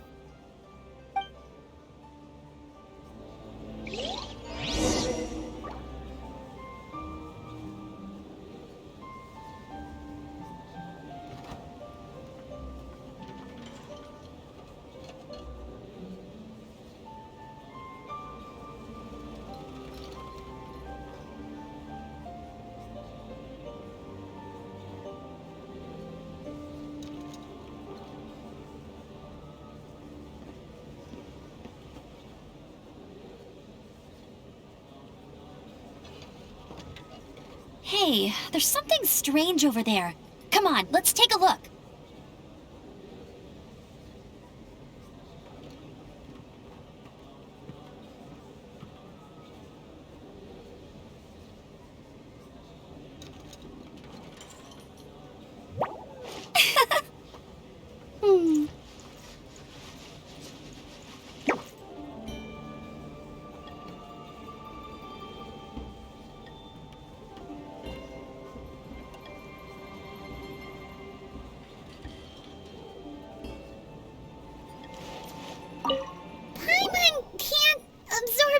Information at once.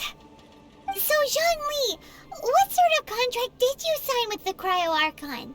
Paimon's so curious. One of the clauses of our contract was not to divulge any of its contents. Ugh, you're so petty.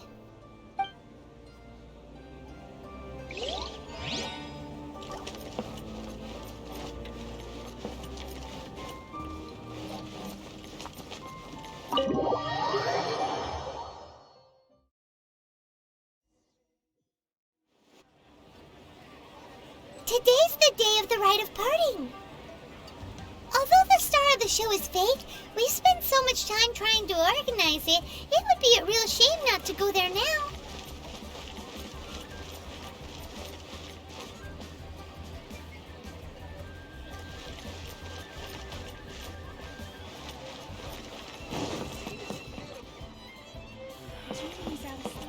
But we have some new items in.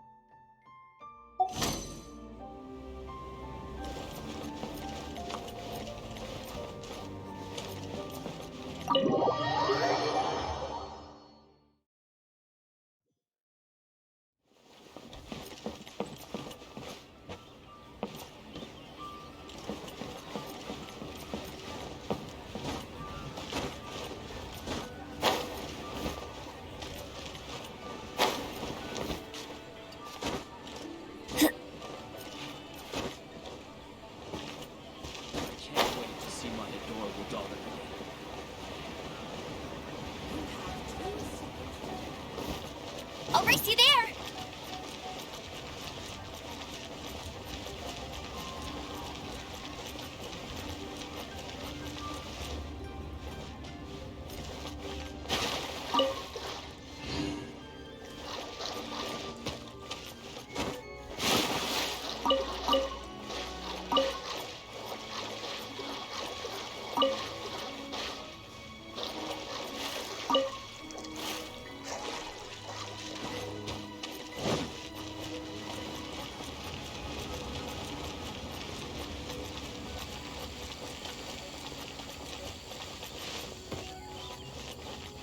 Bet you can't keep up with me!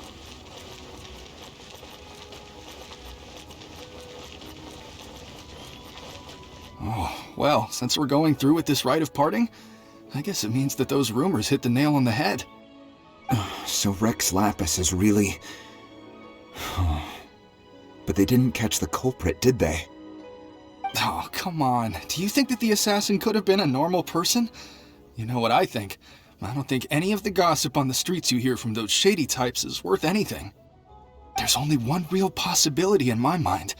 I've heard that the assassin was that F2P fellow. Youngish, pretty high in rank. I think they called him Child. The F2P? They certainly are very suspicious. Who knows what those greedy, crooked folks... Shh! Lower your voice. If the F2P catch you in their sights, Rex Lapis won't be around to protect you this time.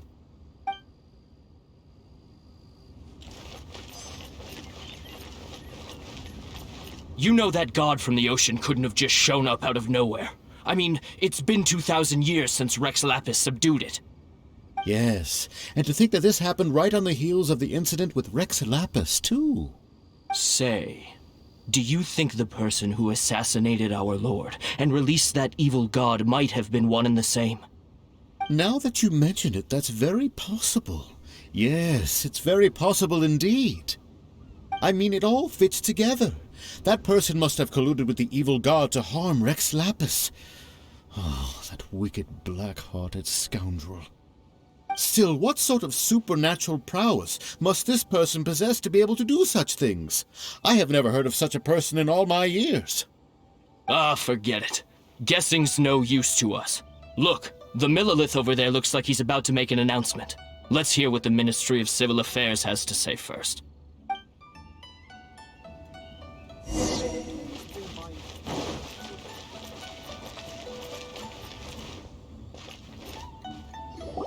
Hear ye all! The Qixing's words. Though a dragon soars ageless as the mountains, it too must return to dust. The gods and Adepti live glorious lives, but both light and shadow have their season. So too must they face divinely appointed trials. Rumors and hearsay abound on the streets that Rex Lapis was murdered. Now, let the truth be revealed. Having been thwarted in his trial, Rex Lapis's soul has recouped the celestial heights. He beseeches the people of Liyue to grieve not and to let not their hearts be saddened. Nor are they to believe street-born rumors or indulge in baseless speculation.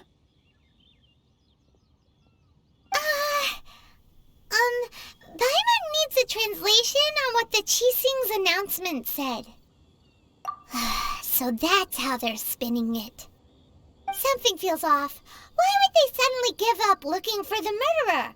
Not to mention how this excuse sounds like something they just made up on the spot. Could the Qixing already have known that Rex Lapis wasn't dead? But Zhongli said that neither they nor the Adepti knew anything. Did Zhongli tell them in secret after his gnosis changed hands? Exactly, right? Ooh, seems like the rite of parting has been going on for a while now. Let's go have a look.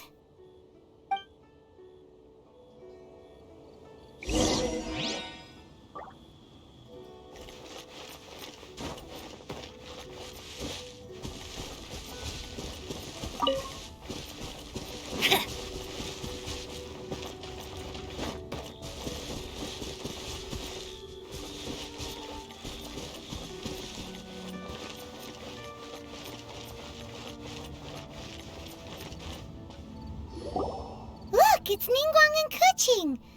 Are they saying something? Are their speeches over? As said previously, Rex Lapis's soul returning to the heavens is the end of the contract.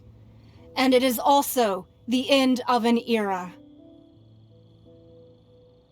3,700 years of contracts burnt and reduced to ash. We, the people of Liyue, were indeed prosperous. But blinded by our prosperity, we forgot that time can be pitiless.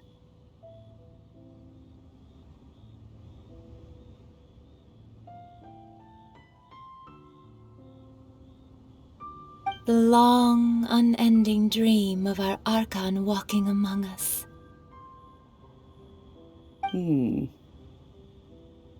Now that we have awoken from our dream, we must learn to say farewell. Will you stand with us as we re-establish our contracts? As we build a new age of prosperity? So concludes the words of Her Eminence the Tianquan. Does Her Eminence the Yuheng have anything to add? Huh? Is she looking this way? Traveler. Yikes! She really is looking our way! Is that the traveler who they say defeated the ancient god? So young. The Liyue Qixing always repay their debts. And as you have heard, our eyes see far and our reach is long. Name your price. You deserve that much. Whoa!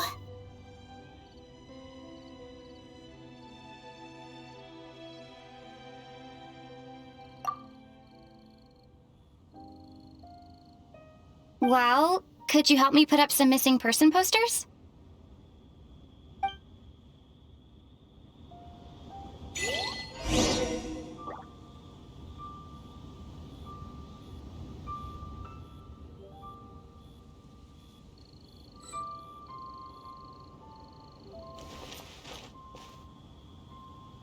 Roping you in was possibly the most masterful move we could have made. I believe that future generations will say so too when our deeds come up for their review.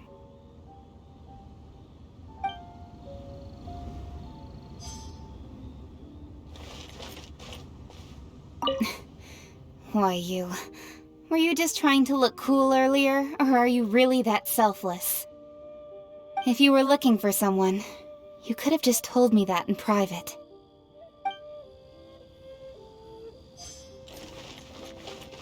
The cleanup of the premises, managing the crowds as they exit, making an account of the rite? There's much that remains to be done. I didn't miss anything, did I?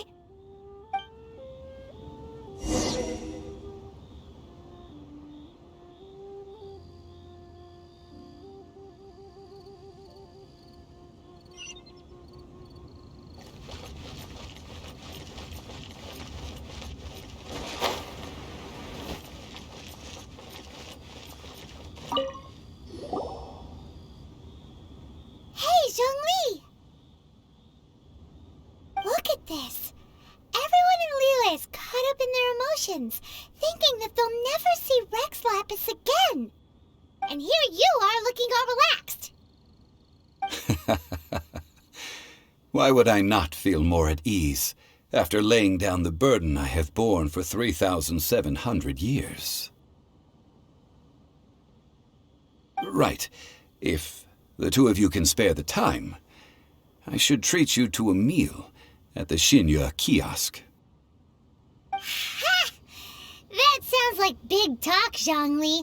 Paimon might have believed you if you were treating us to some third-round knockout, but you'd have to pay out your nose just to stand inside Shinya kiosk. Are you sure you can afford it? You're right. I do lack the Mora. As the Rex Lapis Morax, I can easily create Mora.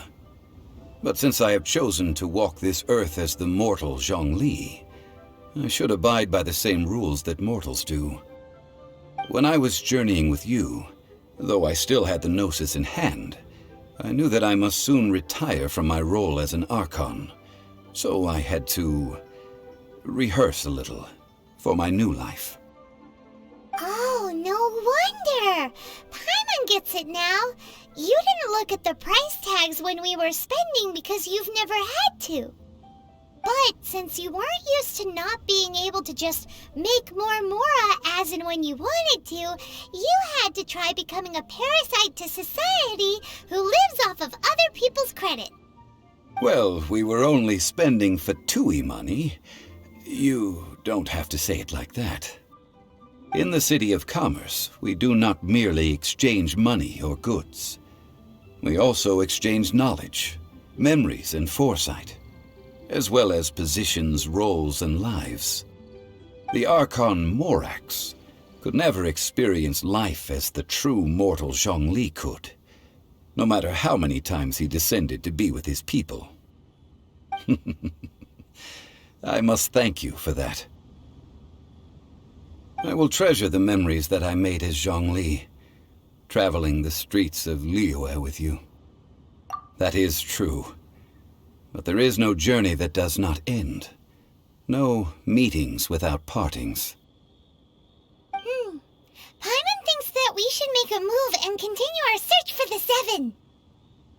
I fear that continuing your journey may be difficult.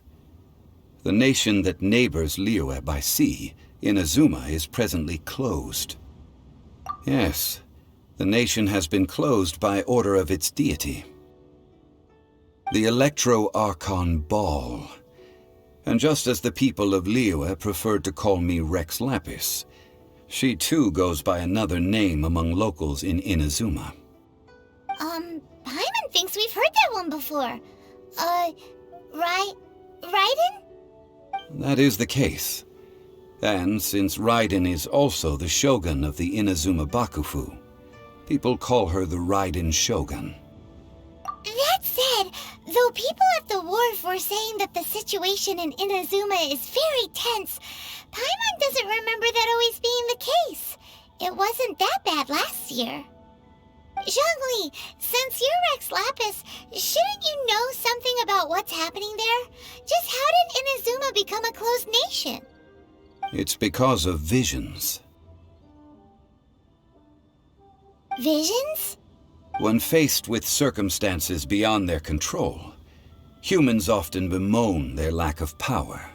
But if a person shows true strength of will at a desperate and fateful moment in their life, the gods will look upon them with favor. This is what visions are. Magical foci bestowed upon those who have been acknowledged by the gods. Uh-huh. That's how people in Teyvat see it. But starting from last year, the Raiden Shogun began promulgating the Vision Hunt Decree. Vision Hunt Decree? Yes. It was an order to seize all visions within Inazuma's borders, and to inlay them upon the hands of a statue of the 1,000-armed, 100-eyed god. They want to seize visions. But why? Aren't visions blessings from the gods? I should think that in the Raiden Shogun's eyes, It is precisely because they are divine blessings that they should be under the sole dominion of divinity. Whoa, that's harsh.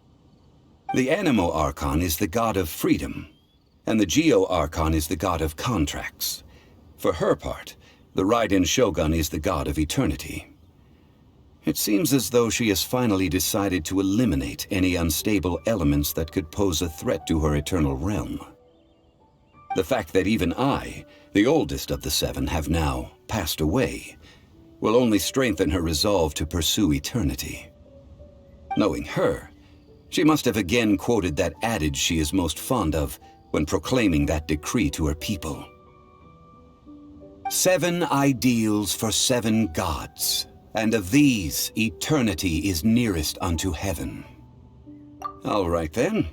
Was there anything else you wish to know? Ah, that was a good one. Failing a divine trial. How they came up with that excuse, I will never... That said, the reason why the Qixing were so eager to resolve the incident and stop pursuing the culprit was indeed because they received news in secret that Rex Lapis was not dead. I hinted as much to the Adepti as well. How did I accomplish that, you ask? Have you ever heard of this particularly convenient Adepti art known as gifting dreams and visions? All right then. Was there anything else you wish to know? Yeah, about that. Before the Qixing made their announcement, we listened to a lot of people talking on the way. Most of them put the blame for everything on Child. These are indeed false accusations. But it remains undeniably true that Child did send people to the Jade Chamber to prevent the Adepti and the Qixing from defeating the ancient god. I've heard that Ningguang is busy milking that for all it's worth on the foreign relations front at the moment, browbeating the envoys of the F2P. Ha! Those poor Snezhnayan diplomats. If it were not for Child's exalted position as a harbinger, I'm certain that they would have shifted all the blame to him and called for his dismissal by now. All right then. Was there anything else you wish to know? The time of the Adepti has long passed. If even Kuching is absolutely right in saying this. Now, though I did laud Ningguang's desire for power, believing this to be a good thing, and thought as a matter of course that she must have been behind the Qixing's plan to take governing power over Liyue from the hands of the gods and Adepti, could the original person who brought up the idea of seizing power have been... All right then. Was there anything else you wish to know? That's right. Zhongli, now that you don't have your gnosis, what's going to happen to all the Mora in Teyvat? Since Morax is dead, are they all just gonna disappear? Also, isn't the Golden House the only mint in the entire continent?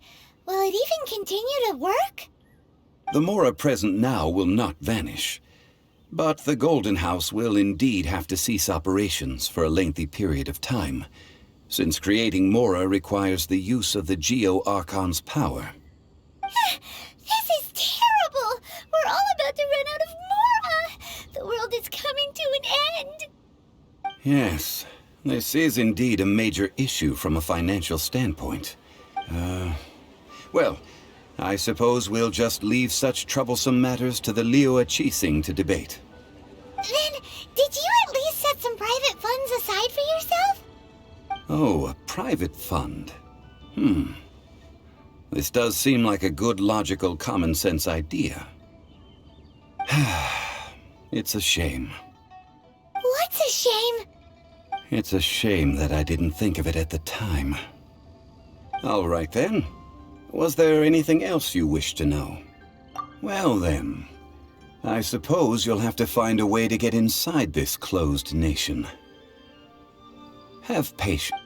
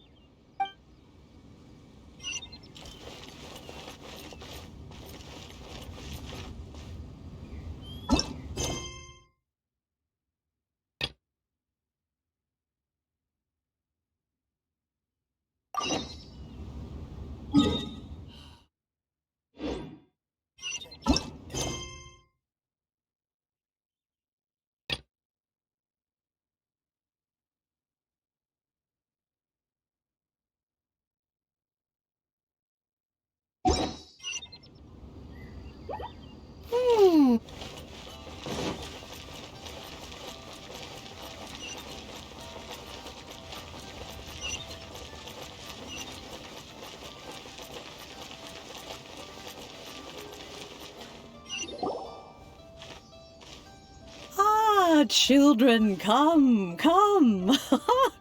You've arrived at just the right moment. I've been looking for you. Oh, what is it, Granny? Need any help? Oh, no. You've done so much for Liyue Harbor already. I could hardly ask for more.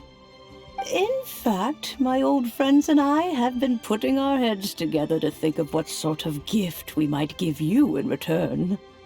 A gift? For Paimon?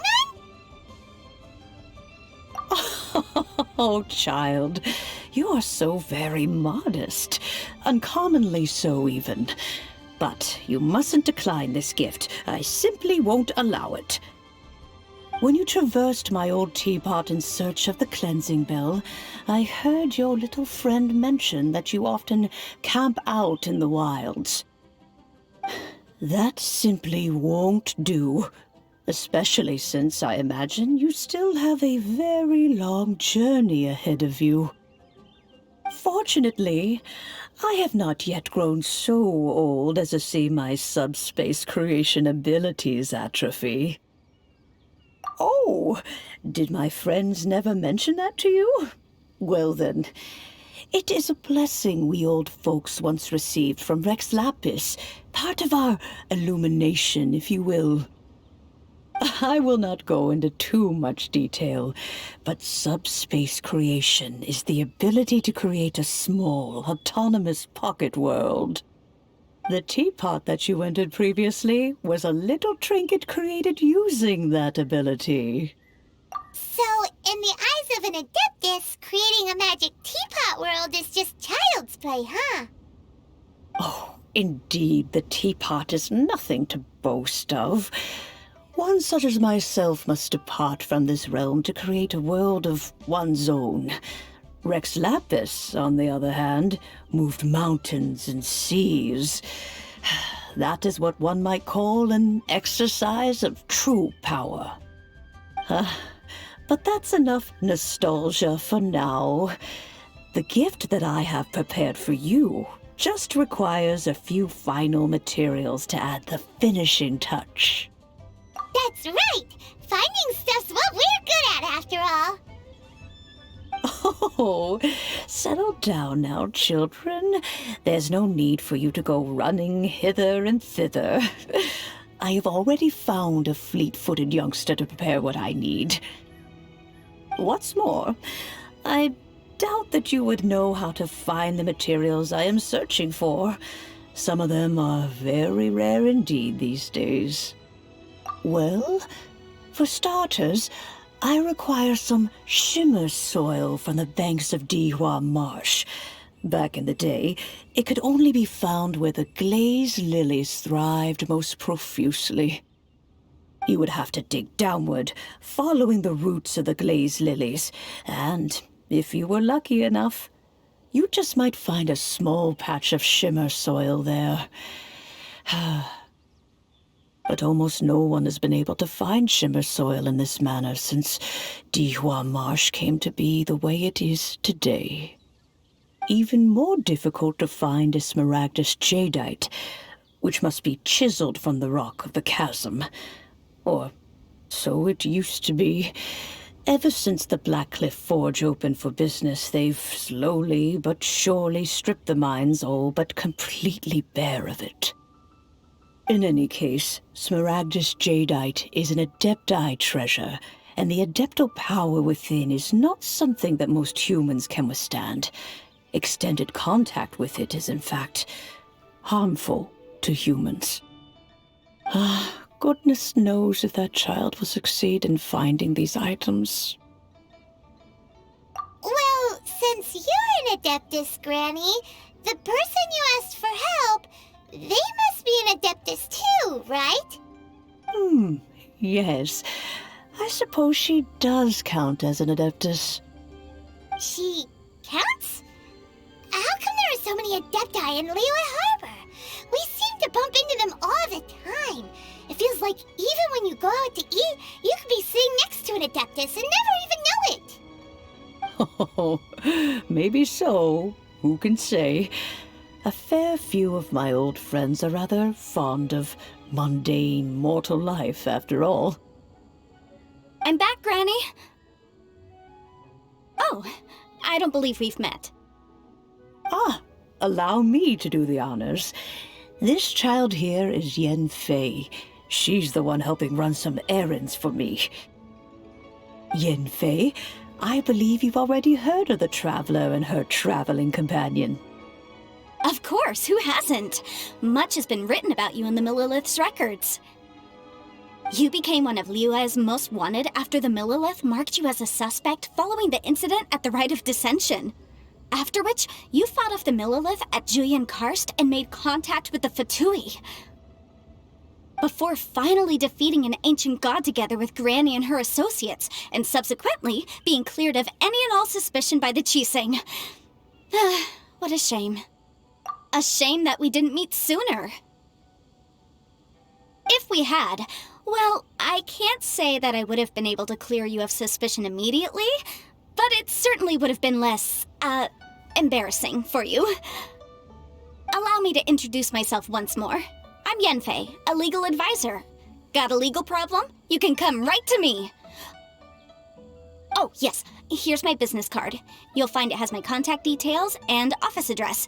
Keep it handy. If you have an urgent issue, just leave me a note at this address. Oh, and I almost forgot to mention, I offer a very generous discount for first-time customers. All right, Yenfei, all right. Let's get to the business at hand. I do not think these two are in any dire need of legal assistance at the moment. You'll have to excuse Yenfei. She's always been like this, ever the talkative one when it comes to her own affairs. Paimon was gonna ask the same question. You seem really different from the ones we've met before. An Adeptus? I guess, kinda. My old man said he was one anyway. He mentioned that he once campaigned with Rex Lapis for a long old time, and then after that was all over, he went back and married my mom. They had me, and once I was all grown up, the two of them upped and left on a journey, leaving me with Granny here. Well, that's a bit casual for an Adeptus. Aren't you guys supposed to sign solemn contracts to protect Liyue Harbor and all that stuff? What do you mean he just went back to get married? Well, my dad did say that he'd talked it through with Rex Lapis, and that he was fine with it. Even contributed towards the wedding gift, apparently. Anyway, let's not dwell on that too much. So, Granny, I've gotten a hold of most of the stuff you asked for, except for Smaragdus Jadeite. I couldn't find the chasm's been sealed off, and there's just no way in. Couldn't secure any documentation either. Looks like the Ministry of Civil Affairs is serious about keeping it strictly locked down. Is that so? But Smaragdus Jadeite is really rather essential. Yenfei, are you sure you can't find some other way? They have helped Liyue greatly, after all. It is only right that they are duly rewarded. I know, Granny, you've told me 1,000 times already. Well, the chasm's definitely a no-go, but there's still a chance we can figure out some alternative means of procurement. Hold on a moment. Let me have a look.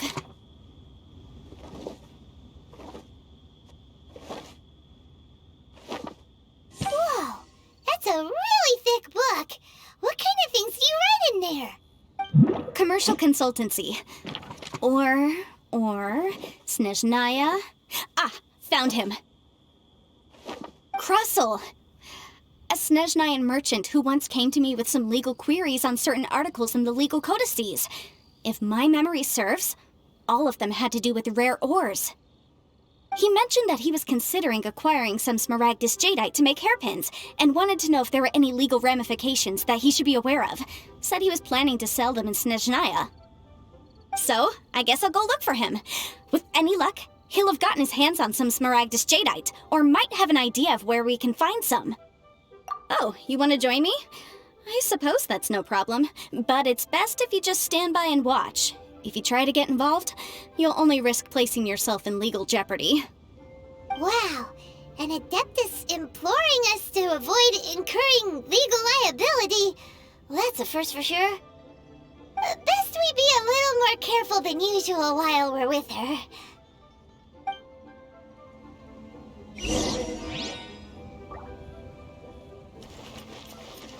Bet you can't keep up with me!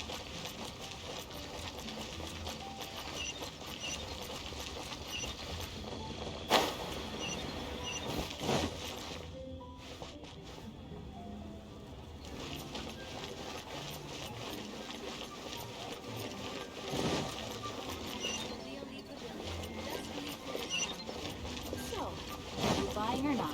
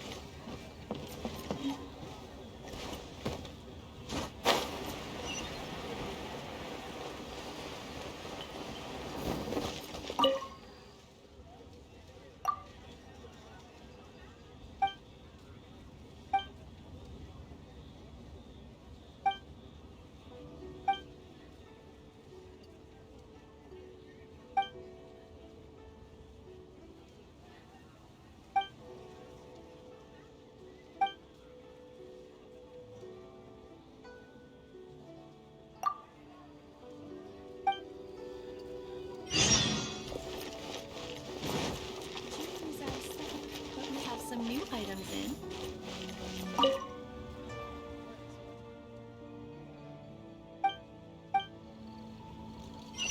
Feel free to take a look around.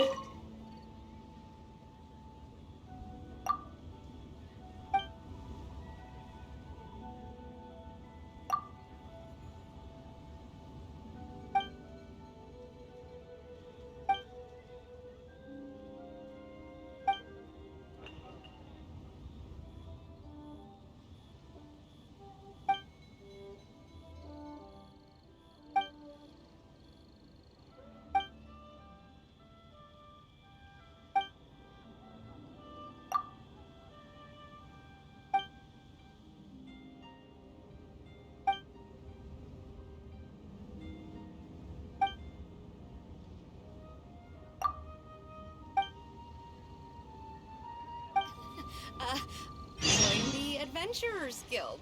You'll Feel free have to take a look blast. What's your... The key here is consumer psychology.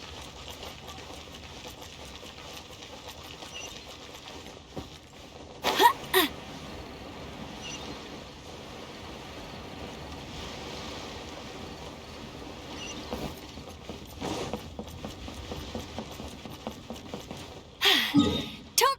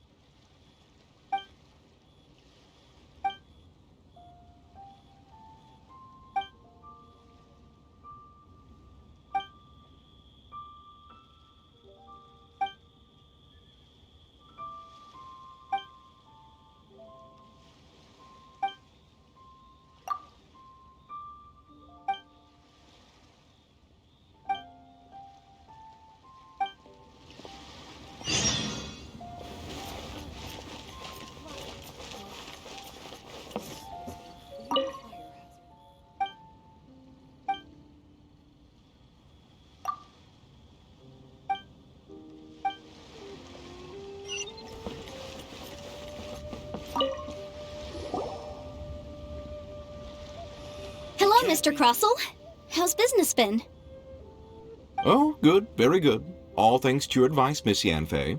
What brings you here today? You're too kind. I was simply doing my job.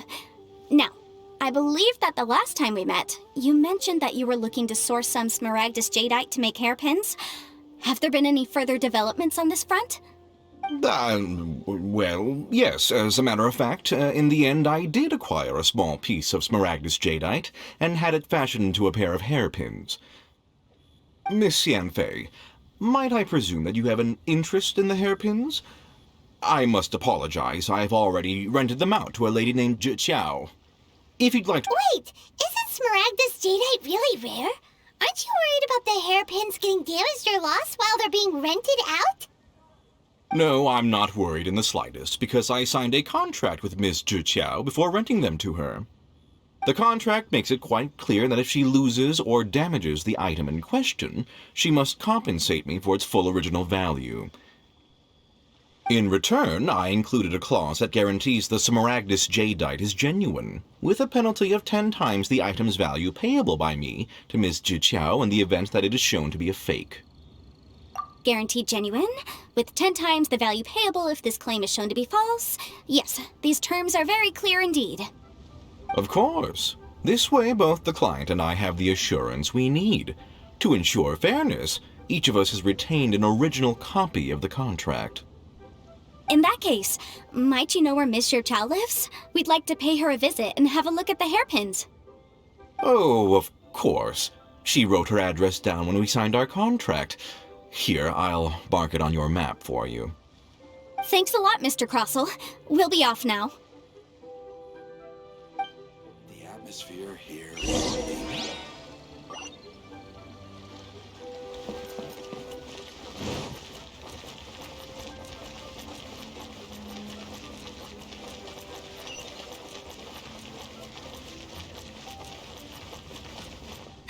That's more like it.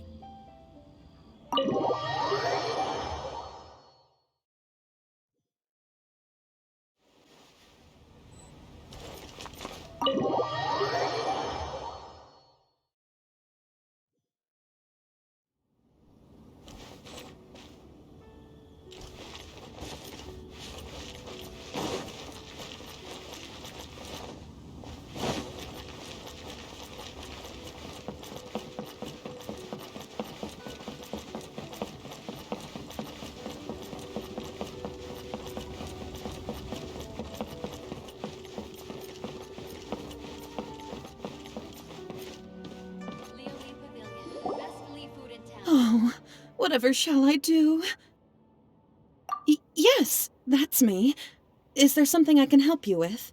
How do you do, Monsieur Chow? We understand from Mr. Crossell that you recently rented a pair of hairpins from him. My associates and I are very interested in them. Would you mind letting us take a look at them? The hairpins? I can't lend them to you right now. I've lost them. I don't know how it could have happened. I always kept them right by my side, and I hadn't even worn them yet. I spent so much money on them. If I have to pay their original value, there's no way I could come up with that amount of money on such short notice. My family is in the ore business too, but business has been suffering ever since the chasm was sealed off. We now have a backlog of paid-up orders just sitting around, so we've been having to purchase some stock from other ore merchants to complete them. A big banquet is coming up in a few days, and several ore merchants I know of will be there. I need this opportunity to mingle and discuss prices. That's what the hairpins were for, to keep up appearances. I can't have them looking down on me. But now that I've lost the hairpins, what will I do? Why does Paimon have a sudden strong sense of déjà vu? Would you really?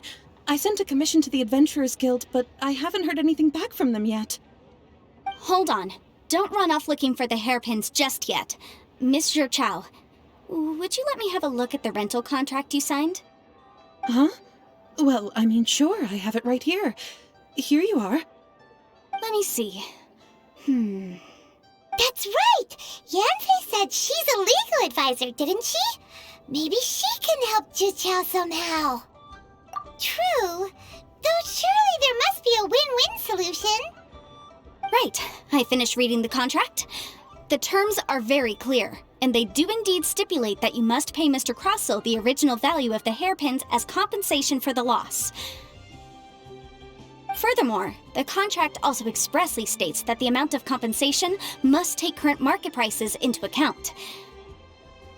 And given the rarity of Smaragdus Jadeite, I fear that the final amount of compensation may end up being significantly higher as a result.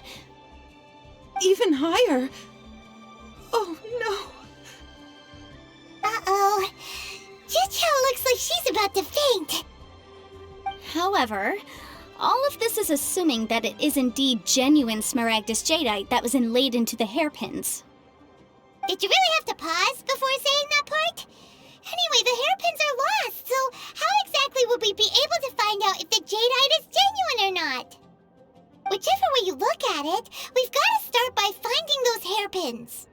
Except that if we found the hairpins, there'd no longer be any need to check whether the Jadeite is genuine, would there?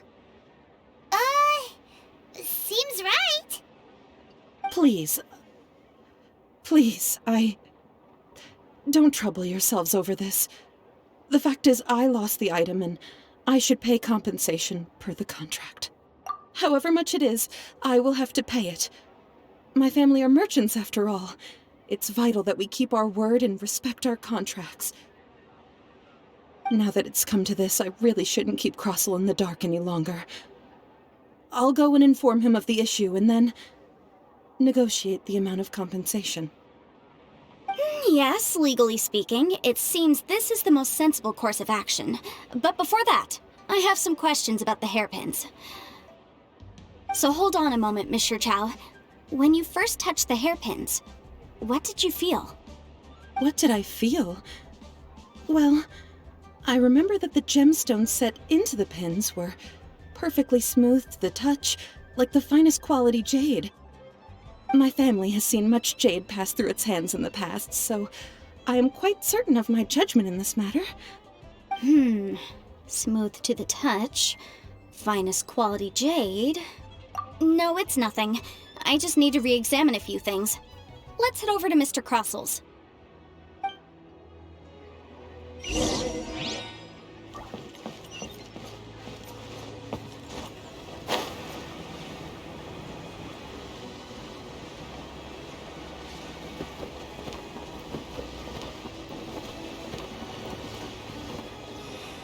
Why'd they have to give me that transfer?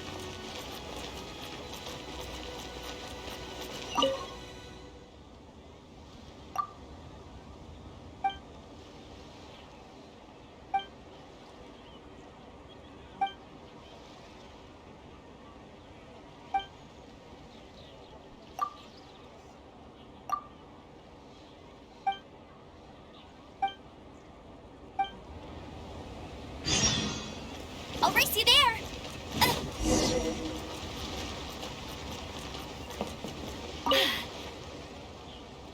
Ah, Miss Yanfei, you've returned. With Miss Zhiqiao in tow, too, I see. How are the hairpins? I trust you're quite satisfied with them? About that.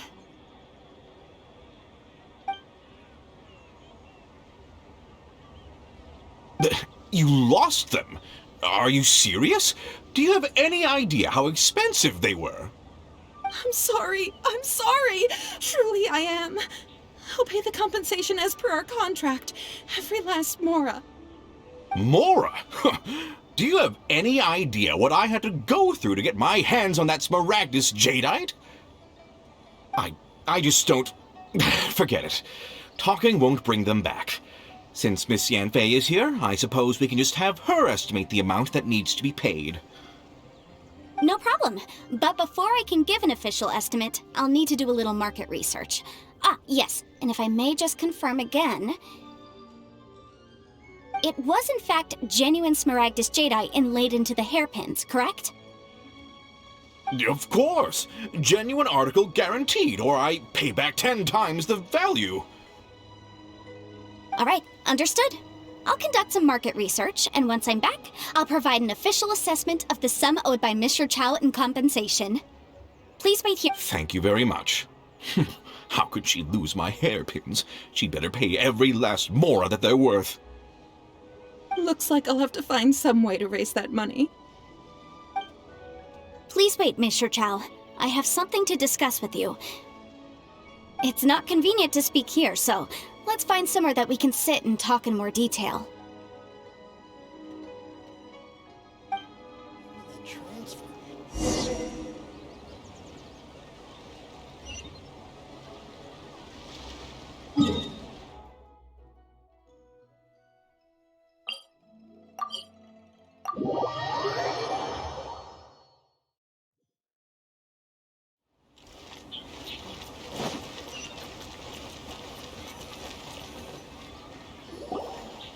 Miss Yunfei, what is this about?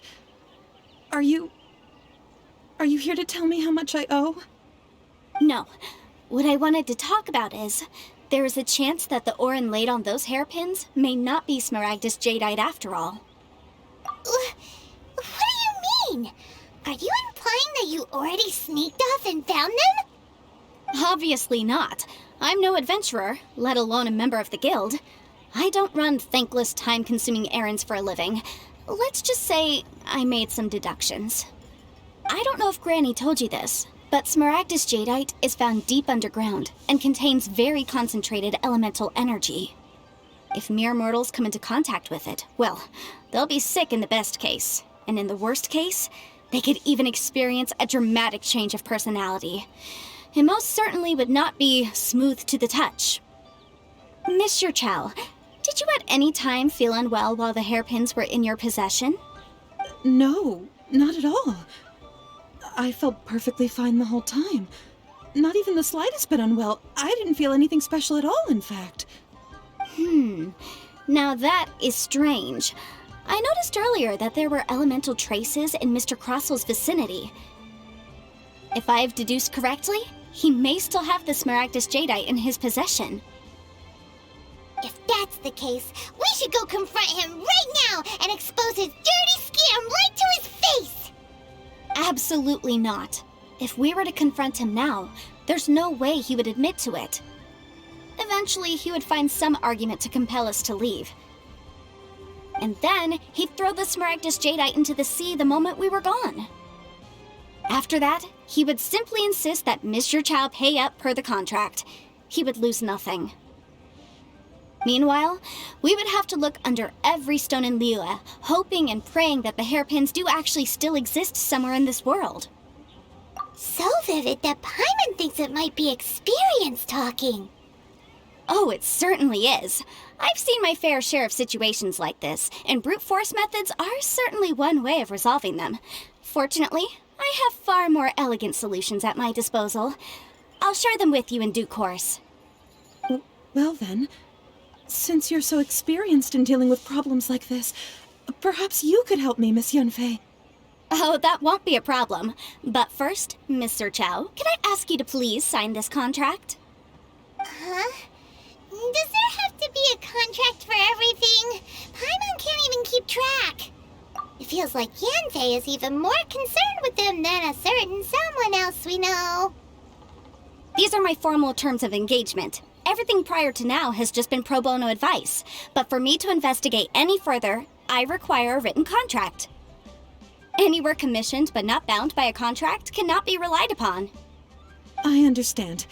Then I will be glad to place this matter into your capable hands if you will take it, Miss Yunfei. No problem. Just sign here, and I'll sign too. Okay. Now write your address here, and then sign on this page as well. And I'll also need your signatures on pages 5, 7, and on the very last page. Finally, if you could just use this ink pad to make a handprint over here. This contract has so many pages. Paimon's all out of brain juice again. Alright, that should do it. My fees are the same as always, and they're written in the contract. Have a look through and let me know if you have any questions. I've had a read through. Everything checks out. Well then, here's your copy of the contract. I will retain the other copy. Not for now, no. Despite how intractable this problem might sound, it will actually be quite straightforward to resolve. Once we've got some I don't believe you have been part of an investigation like this before, in which case, hopefully this should be quite the experience.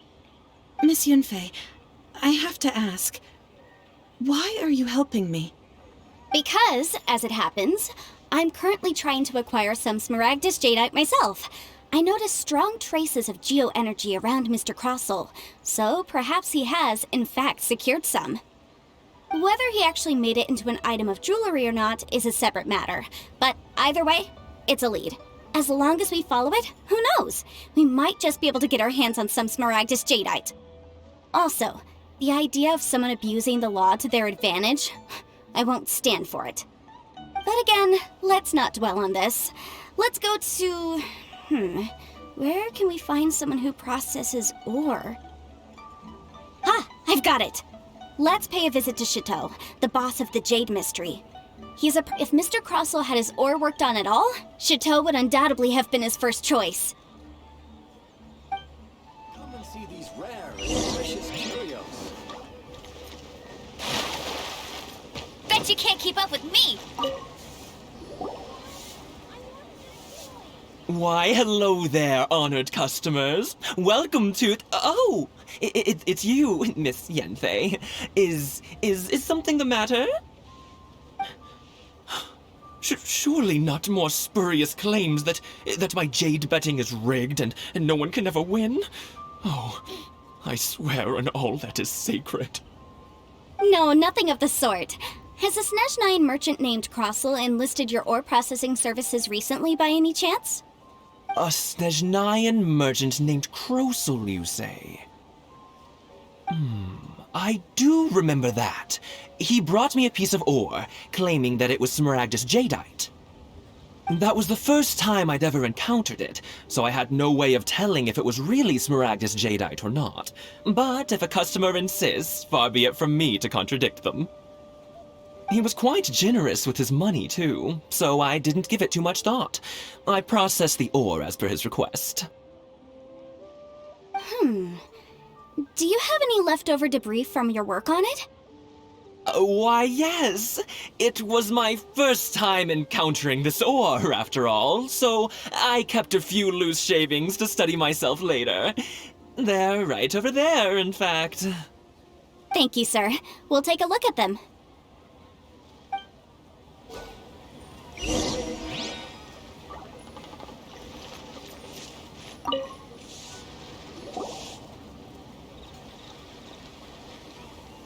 Huh?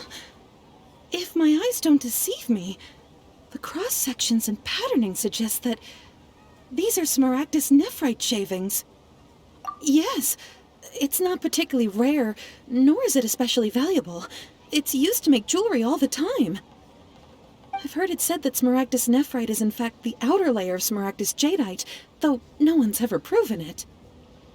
A thin layer of separation, huh?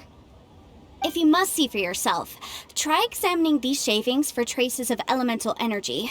Smaragdus nephrite is an entirely ordinary ore, containing no elemental energy whatsoever. Is that so? Well, we might as well give elemental sight a shot. So, did you find anything? So they really are different. But wait, how come Jichao is able to tell what it was just by looking at the shards? That's pretty awesome. There's nothing special to it. It just so happens that I've come across a great many of these in my time. These two stones actually look very similar. Someone without a deep understanding of them would find it very difficult to tell them apart. There may be only a subtle difference for the casual viewer, but that translates to an astronomical difference in terms of the market price. And, I'm sure, a significant difference in the cost of having them carved into shape. All right, let's focus up. We're going off on a tangent. But, never mind, Shirto. Why would Mr. Crossel... Unusual actions have unusual reasons behind them. Let's take some of these shavings back to Chateau. Make people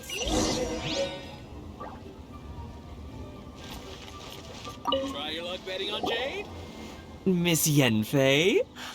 Might I be so bold as to inquire, If you could just confirm for me once more, sir. Mr. Crossell did indeed claim that the ore he brought to your store was in fact Smaragdus Jadeite, did he not? Yes, that's right. I still have a record of the job with me, in fact. Here. It says quite clearly, 1 chunk Smaragdus Jadeite, uncut. Then I have no further questions. But could I borrow the processing record and these stone shavings? Of course. But might I ask why you need them? Oh, I have my reasons. Ah, yes. Please sign here on this affidavit. This document shall serve as signed proof that these stone shavings originated from the, ore that Mr. Crossell brought to your store. Please read it carefully. Yes, I see. Forgive me for asking again, Miss Yanfei, but might I know the nature of the incident on this occasion? I wouldn't say there's been an incident, just a minor issue. Thank you, sir. I'll take these with me. With this hard evidence to back us up, Crossell won't dare try to deny what he did! On the contrary, this is far from sufficient to build a case. If you want to make jewelry, you need a professional jewelsmith. Let me think. Jewelry. Nope. Aha! Got it! Sinxi. She often helps people to find a jewelsmith. Let's go pay her a visit. Well, that was quick. How come you know so many people? Because lots of people come to me for legal advice every day. As you know, Liyue Harbor is the city of contracts. And contracts, well, I should say laws, are very important to us. But the amendments made by the Tianquan to our laws are unnecessarily complicated. How can I put this? It just seems like they're hard to understand and impossible to finish. As such, legal advisors like myself provide quite the popular service indeed. So you help them make sense of the law. But didn't you say that it's hard to understand and impossible to finish? Yes, well, that's no obstacle because I've memorized all the legal codices. You memorized? You sound surprised. Knowing the law inside out is a legal advisor's bread and butter, you know? Oh, this has nothing to do with being an adeptus. I just like reading things. Again, with that casual tone. Well, that's that then. Let's go look for Sinxi. Try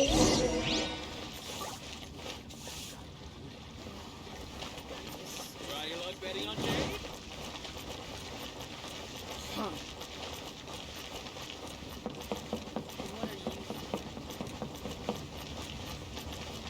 Thank you so very much, lady.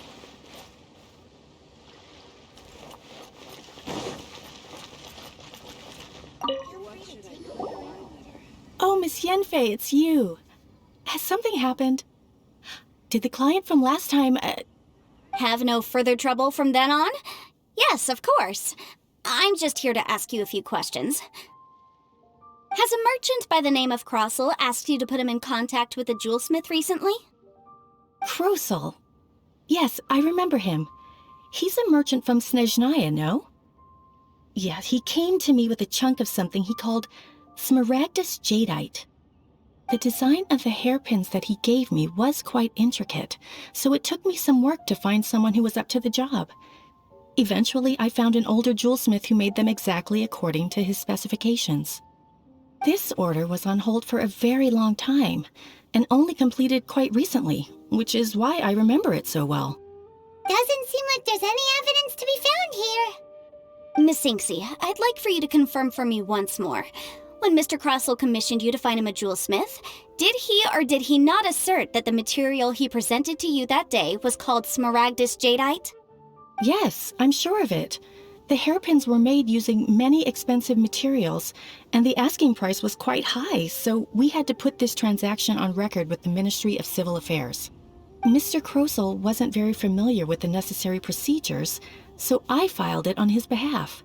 I also kept a copy for my own records. See for yourself. The item is called Smaragdus Jadeite Twin Phoenix Pins. The inlaid gemstone is recorded as Smaragdus Jadeite. The document even has the official seal of the Ministry on it. Thank you, Sinxi. Now, could you let me borrow this document? Sure, it isn't serving much purpose here anyway. I take it then that there's been some more trouble? Nothing you need to worry about, just a minor issue. I'll return your document as soon as I'm done with it. Thanks again! Why is everyone's first reaction always to assume someone or something is in trouble? I believe we have almost all the evidence we need. We just need to make one last trip. Let's go to Boo Boo Pharmacy to speak with Dr. Baiju. The weirdo with the snake around his neck? What do you want to speak to him for? Because only he can provide an authoritative statement confirming that Smaragdus Jadeite is harmful to the human body. Once we have this final piece of evidence in our hands, we can wrap this case up.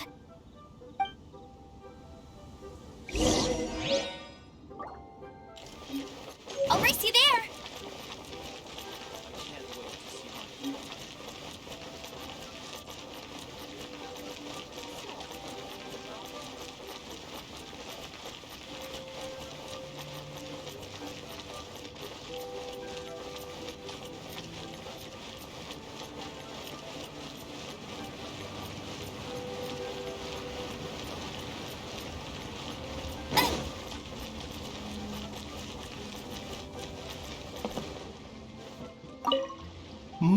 My, to what do I owe the pleasure? Though I'm afraid that if you're looking for our little Chi-Chi, she's out gathering herbs. And if it isn't Miss Yanfei as well, now that's an even rarer honor. What business brings you here, might I inquire? Some charlatans peddling ineffectual medicines again, no doubt? No. I'm here this time to ask if you're familiar with Smaragdus Jadeite. Smaragdus Jadeite? Why, yes, there is some information about it included in the 6th commentary on the 7 Mountain Treatises. The 7 Mountain Treatises states that this substance springs forth from stone marrow within the mountains, and will bring disaster to any mere mortals who touch it.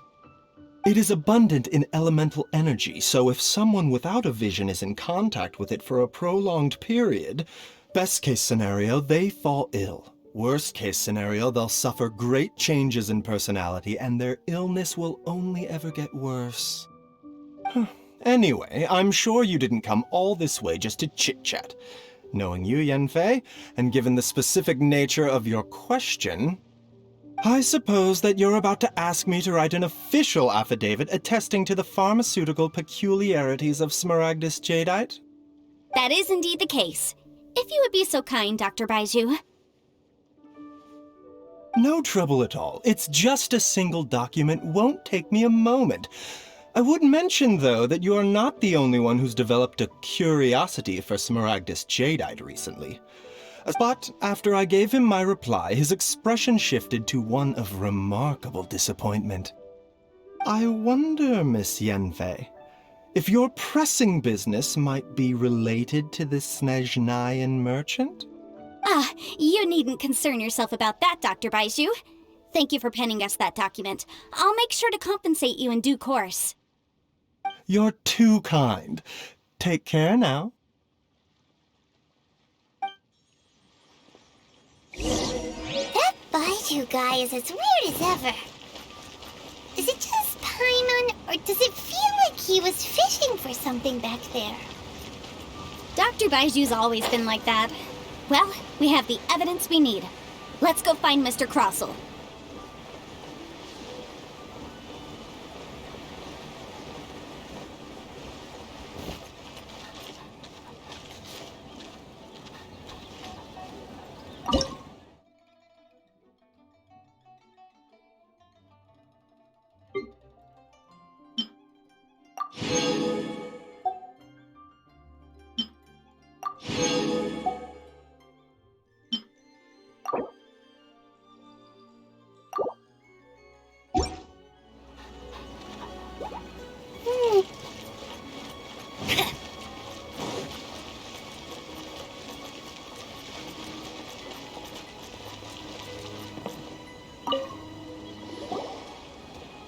Miss Yanfei, have you finished your investigation? I trust you will now be in a position to assess the compensation due. Yes, my investigation is indeed concluded. I can now provide a final figure for the amount payable. Wonderful. Well then, please, could you do the honors, Miss Yanfei? Of course. According to the stipulations of the contract, Mr. Crossell, you must pay Mr. Chow 10 times the original transaction price in Mora. Sure. Wait, what? Me pay her? Surely there's been some kind of mistake, Miss Yanfei. Not at all. According to my investigations and the material evidence that we've gathered, the substance claimed to be Smaragdus Jadeite that was inlaid within the Smaragdus Jadeite twin phoenix pins that you rented out to Mr. Chow was, in fact, Smaragdus Nephrite. Now, the contract states very clearly that 10 times the price shall be paid should the article not be genuine. Accordingly... Material evidence? What material evidence? Why, Miss Yanfei, you cannot frame me like this! I spent a huge sum to obtain that Smaragdus Jadeite, and yet you claim that the ore inlaid on the hairpins is somehow fake? I demand to see your evidence. Indeed. Only a testimony from an expert witness involved in the processing of the ore can serve as an authoritative assessment of whether it is genuine. Traveler, please produce the evidence in question. This is a processing record from the Jade Mystery, along with stone samples and an affidavit signed by the business owner, Chateau. Seriously? Even the boss there couldn't differentiate between Smaragdus Jadeite and Smaragdus Nephrite. How does this prove anything? In any case, Smaragdus Nephrite is the outer layer of Smaragdus Jadeite. So I had him cut away the Nephrite, he returned the valuable Jadeite core to me, and some Nephrite samples remain in the store. What am I missing exactly? That's an unsubstantiated belief. Well, your claim that my ore is fake is just as unsubstantiated. And we are here to talk about evidence, aren't we? Ugh. Looks like our first piece of evidence didn't convince him at all. Seems like he came prepared. What should we do next? Hard evidence. Something legally binding. We have just the thing. Show him, Traveler.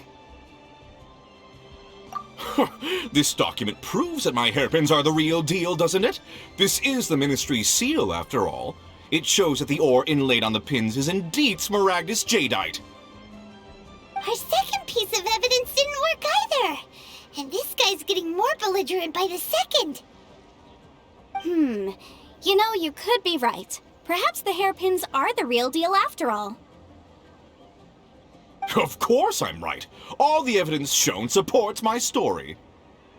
Well, hang on a moment now, because I do recall one final piece of evidence that we haven't revealed yet.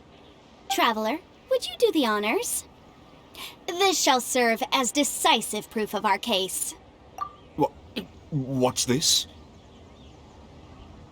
Smaragdus Jadeite springs forth from stone marrow within the mountains and will bring disaster to any mere mortals who touch it.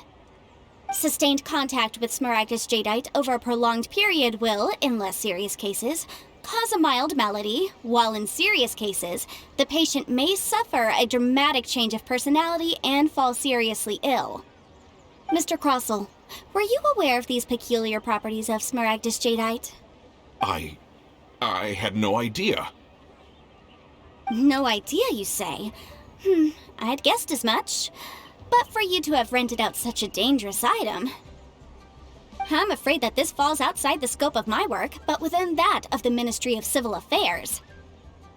However, I'm sure that the Ministry will be relatively lenient considering that, as you say, you were ignorant of the danger you posed. Don't worry, Mr. Crossell. I will make sure that all the evidence presented here will be handed over to the Ministry. I trust that you'll give them your full cooperation in their investigations. What? Wait! I knew. Oh, so you knew? Oh, dear Mr. Crossell. But if you knew of Smaragdus Jadeite's dangerous properties beforehand, why would you... Huh? No, The hairpins aren't actually inlaid with genuine Smaragdus Jadeite? Is that what you were about to say? You do understand, Mr. Crossell, that this means that you will have to pay Ms. Sir Chow 10 times the original price in Mora? Mr. Crossell, your answer, please. My client and I are waiting. He's seriously intimidating right now. It's like she's a different person. I admit it. I confess. The ore I had inlaid on those hairpins was Smaragdus nephrite. But I'm a victim in all of this too.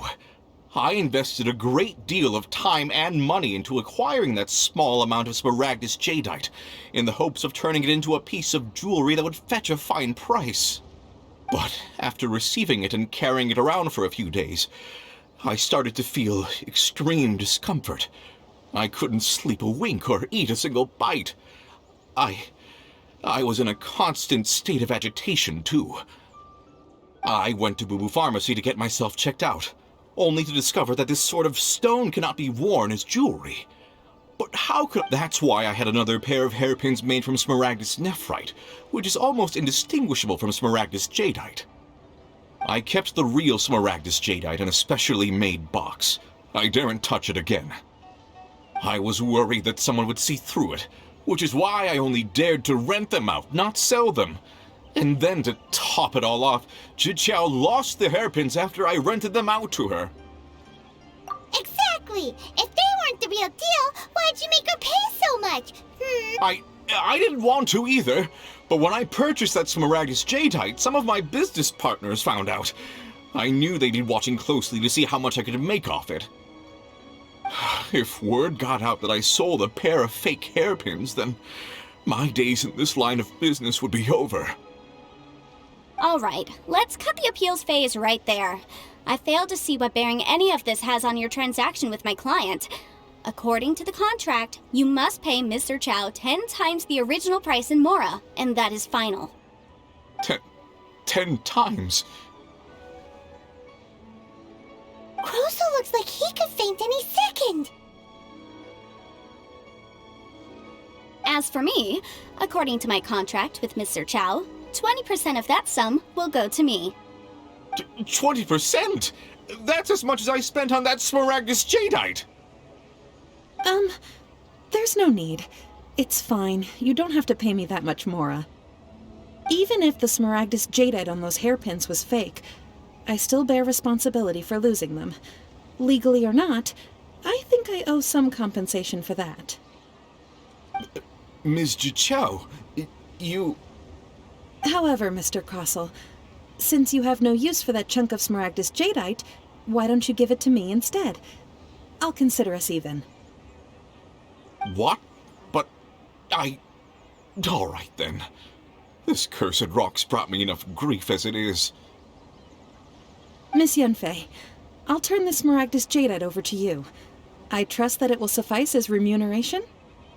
Well, that's not quite how the rules say this should go. But whatever, it'll do. Thanks so much for your help this time, Miss Yunfei. When you have the time, I'll be sure to visit and express my thanks more appropriately. Oh, come on. No need to stand on ceremony. Now, if I may confirm this again, Mr. Chow, have you and Mr. Crossell come to an understanding? Well, yes, I believe we have. Well then, that's good. Mr. Crossell, it seems that my client has no further claims against you. Is that so? That's good. That's good. Actually, Mr. Crossell, I'd like to talk business for a second if I may. I could see from the hairpins you produce that you're very skilled in jewelry design. My family, on the other hand, works in the ore business, and we have a fair stock of fine ores. If we could join forces, your jewelry designs and our choice ores, I think we could do some fine business between us. Let me think for a moment.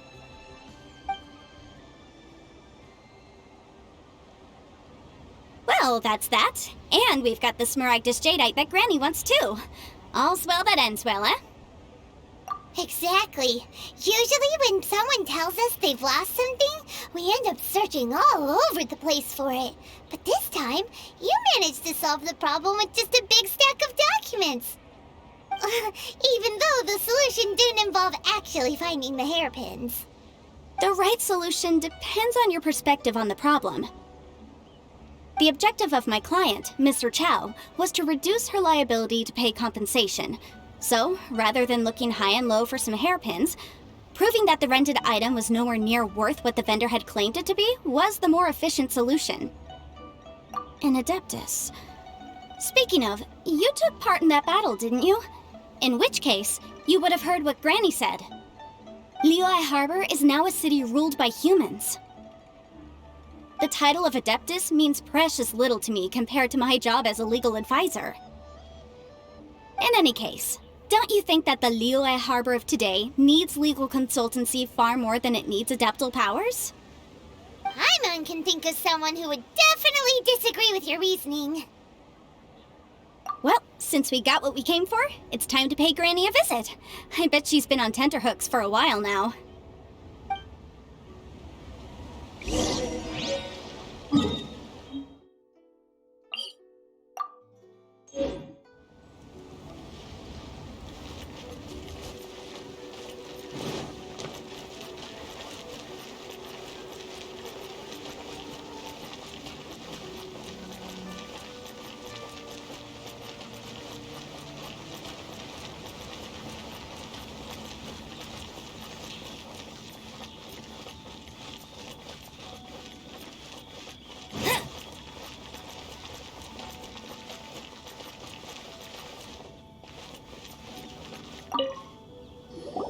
Ah, you've returned.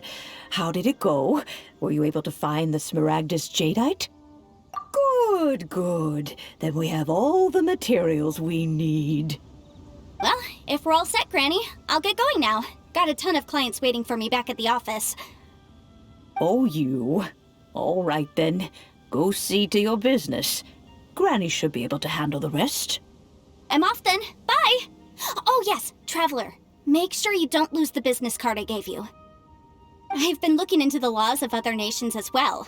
If you should ever bump into any trouble with the law, come find me directly. Regulars get discounts too. Come now, child. Are you leaving or are you not?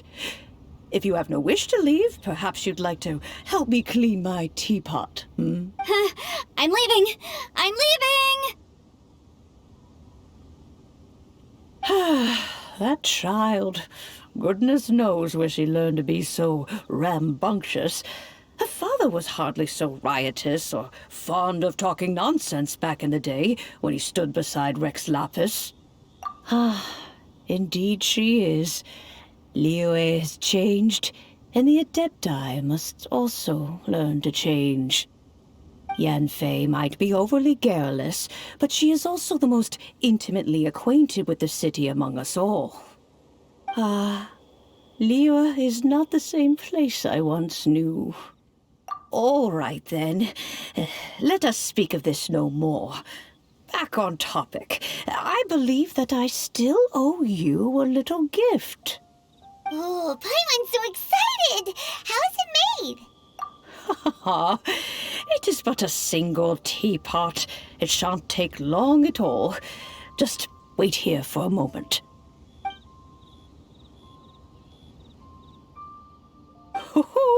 There we go. This Serenity pot is all yours now. Hold it firmly. If you were to drop it, oh goodness, who knows what might happen. Take these blueprints with you as well. You'll need them if you wish to make your teapot a little more lively inside. Wait a minute, Granny! How exactly are we supposed to use this teapot? Oh, you needn't worry about that. I've already arranged for a certain little helper to await you within this teapot. She will explain everything you need to know about it.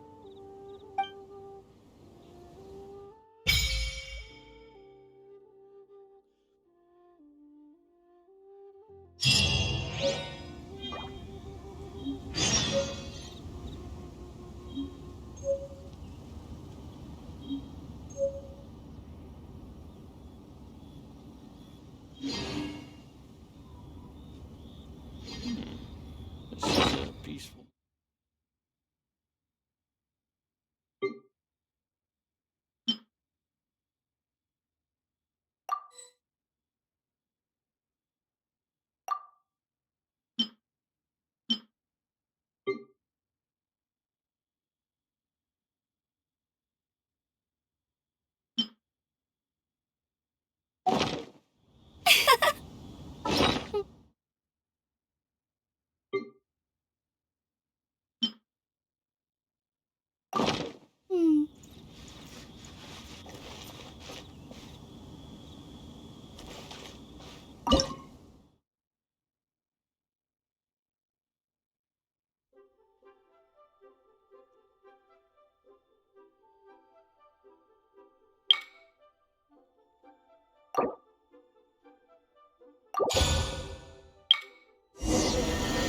Jean will be upset if she catches us lazing around like this.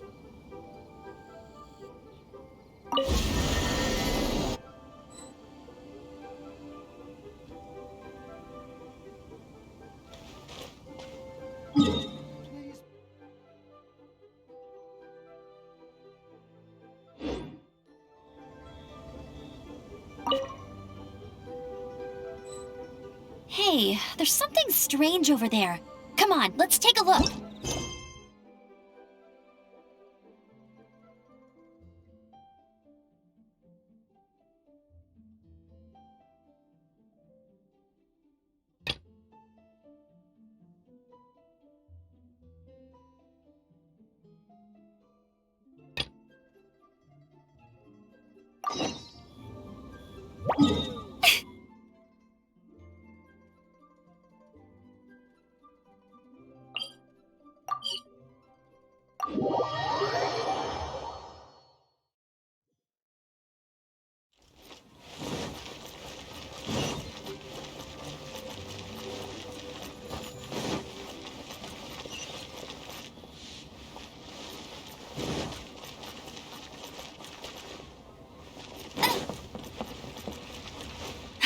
That's more like it.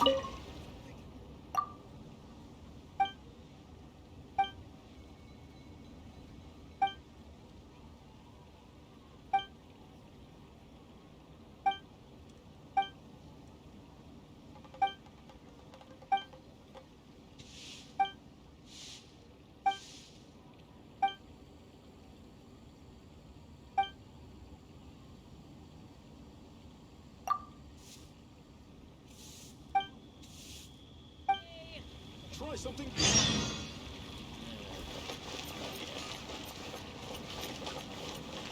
Bet you can't keep up with me.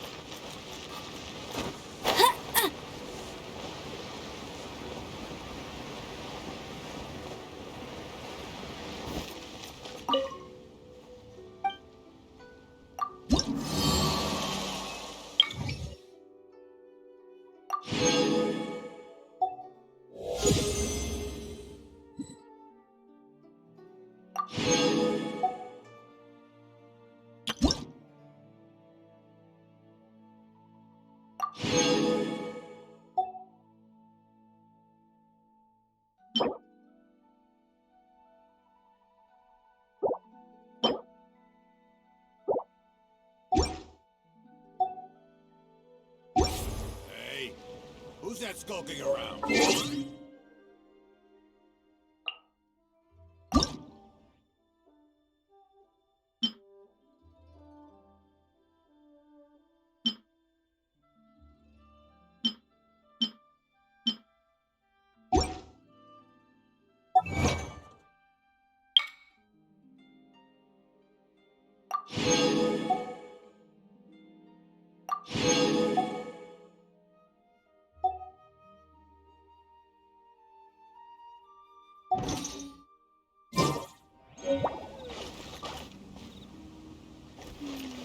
As I gaze out upon the sea, rose wells up inside of me. I won't.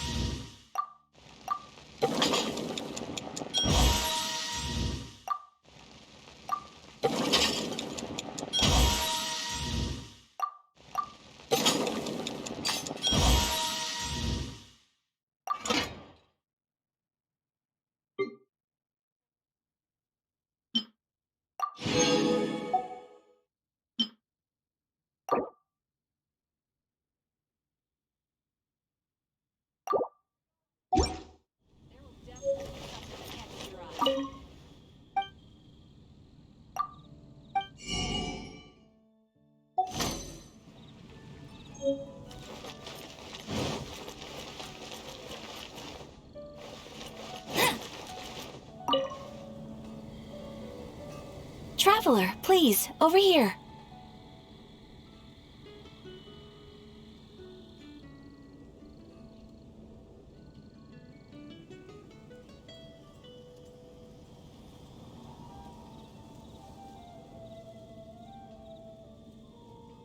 It has been a while since you joined the Adventurers Guild. Are your adventures going smoothly? Is that so? Apart from your own skills, reliable teammates are also indispensable when adventuring. Another person to count on is always good after all. But recruiting such dependable companions is no easy matter, is it? Yep, and it's even harder to get a guide as good as Paimon. Ah, yes. I do have some information that may be of help to you. Let me consult our records. Ah, there it is. There's been a certain blonde stranger who arrived in Mondstadt lately, dressed in most unusual clothes. Blonde. Dress is all funny. It feels like Paimon's heard this one before. Wait, do you mean... Does that stranger's face look anything like hers? Like the honorary knights?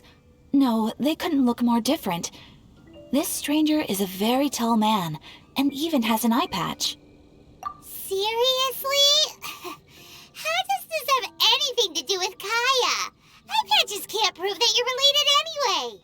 That stranger declined the guild's invitation, so I can't say that I know anything about the relationship between him and Mr. Kaya. Nonetheless, you can look for him if you're interested. Perhaps he might accept your commission instead. After all, it is not uncommon for some adventurers to not want to be limited by the guild, but be happy to accept a fellow adventurer's requests.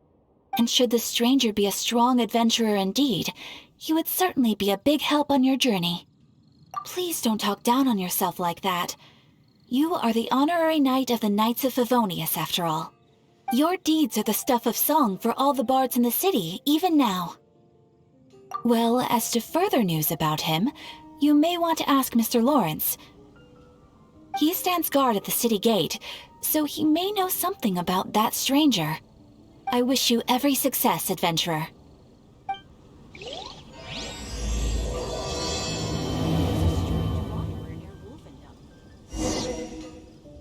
Ad Astra Abyssa.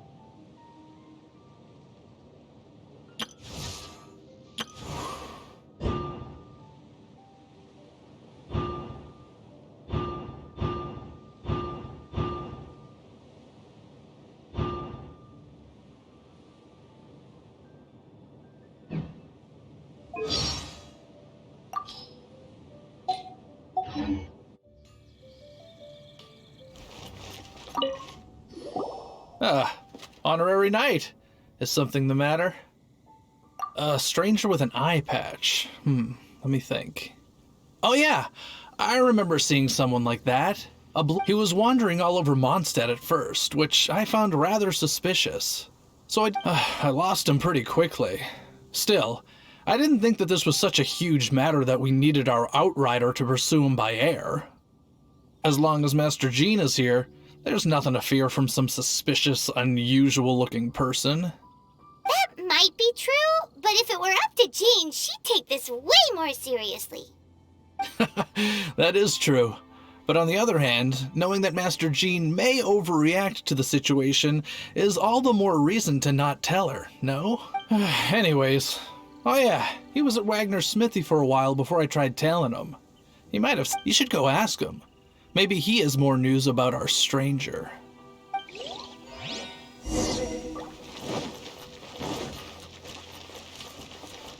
wonder you're a master. What? You need something? Here, I remember him. He showed up a few days ago asking to buy a bunch of forging materials. Can't say I've heard of any of the materials he mentioned, though. He then had a look at the weapons in my shop before leaving. I've heard that he can be found drinking at the Angel's Share. If the Knights of the Guild want to get hold of him, that's the only place to be. The Angel's Share? Well, Master Diluc probably has his eye on that stranger too, then. Anyway, let's go to the Angel's Share and have a look.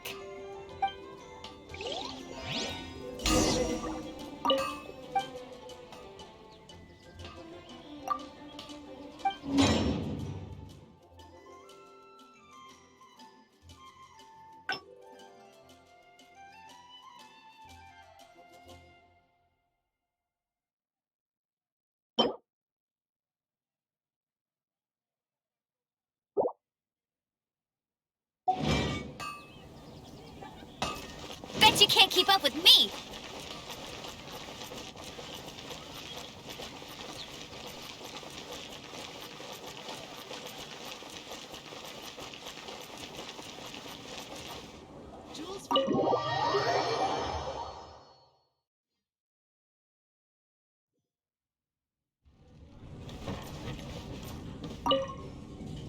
What will it be? Grape juice or apple cider? Hey, Charles! Have you seen a blonde stranger who wears an eye patch around here by any chance? That I have. He comes here every night. Just a drink, though. Doesn't order anything else. He even sometimes mixes his own drinks after he orders them. I don't know anything else about him, but from his selections and mixes, I'd say that he's quite the connoisseur. And what's Master Diluc's opinion? Why, I just gave it to you. Quite the connoisseur. Investigating everything as always. Guess that's Diluc for you. If you're looking for that gentleman, he ordered some new bottle of wine in advance yesterday. So he should be here today, too. There's too many raucous patrons on the first floor, so if you want to wait, best to go to the second.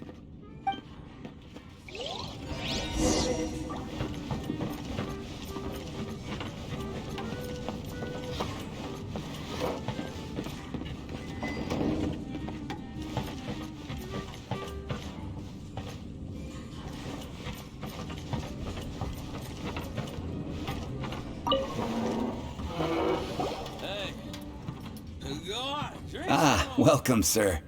The wine that you previously ordered is here. He's really here? Let's go downstairs and have a look.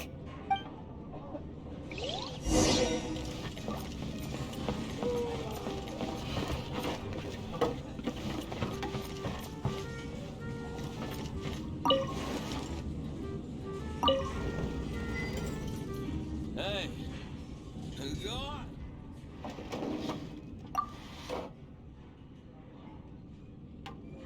Wow, he's got no intention of paying us any mind, huh? A traveler, you say? Why are you traveling? Well, that's as good a reason as any. Sit down over there, then. So, guess we've broken the ice. What a weird guy. That little one beside you. Uh-huh. We're the best of friends. It's indeed a good thing to have someone accompany you on your travels. My name's Dainsleif. I suppose you have some business with me? Sure. And he was so cold just a moment before. Hyman's got a bad feeling about this. But I will require advance payment. 500 mora, and 3 answered questions. The 500 is a one-time fee, and we'll settle the questions in a moment. That's it. Well, now Paimon's got a really bad feeling. That kind of compensation can't be right. Ah, thank you.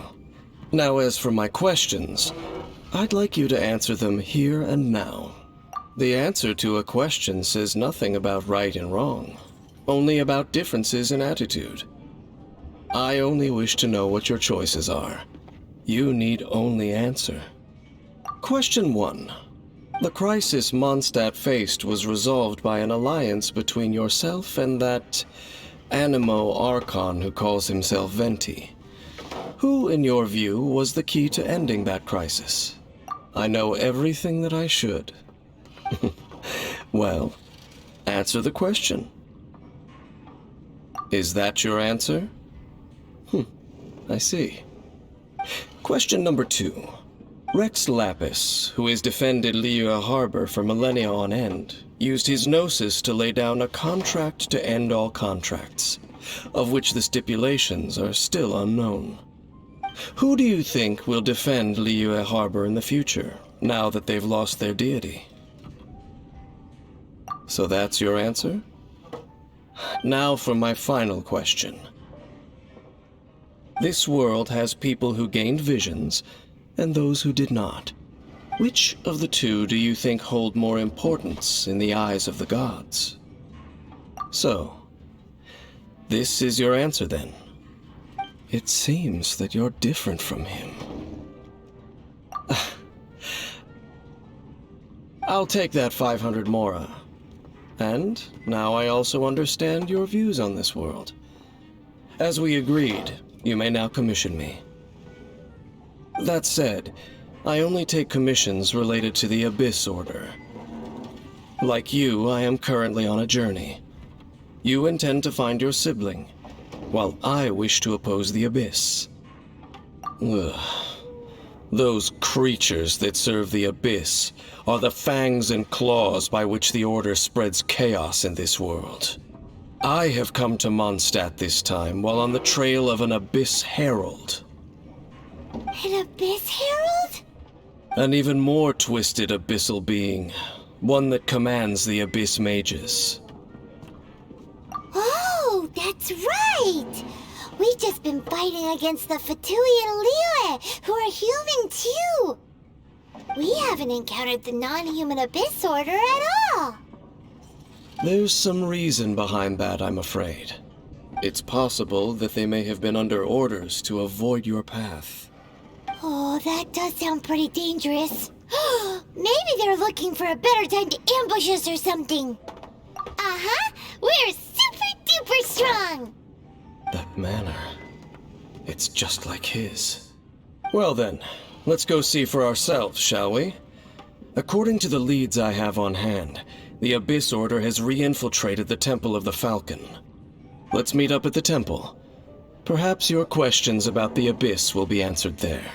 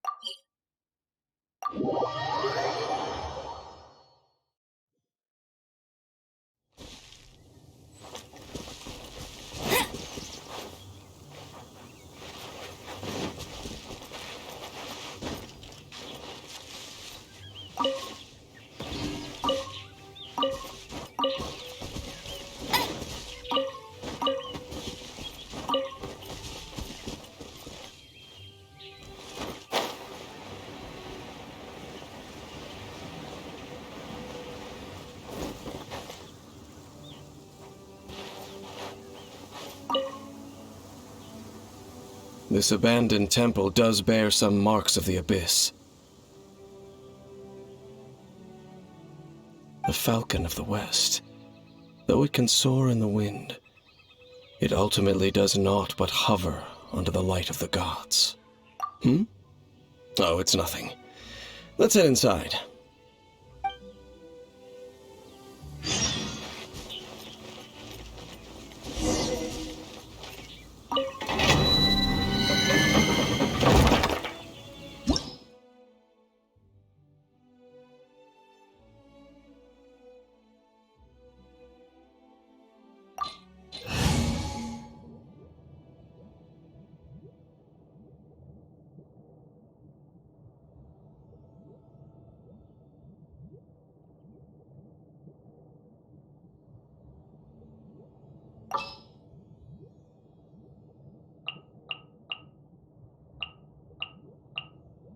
Ready when you are.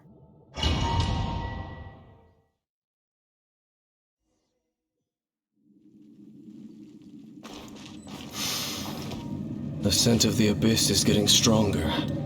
It's not far now. Paimon wonders what the Abyss Girls look like. Do they look something like the Abyss Mages? Let's head further in first. If we do see that creature, that'll spare me the explanation either way.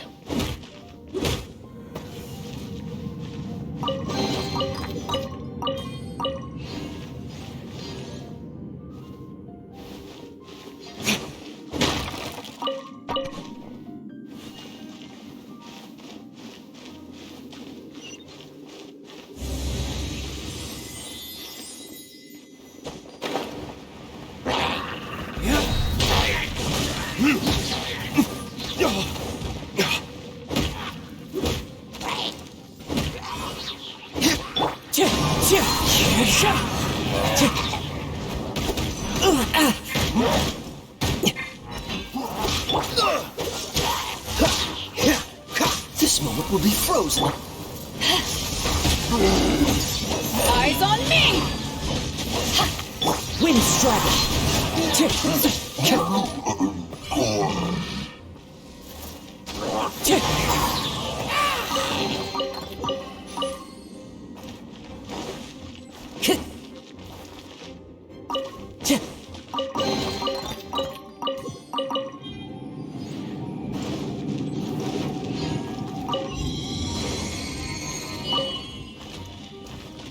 Time to go.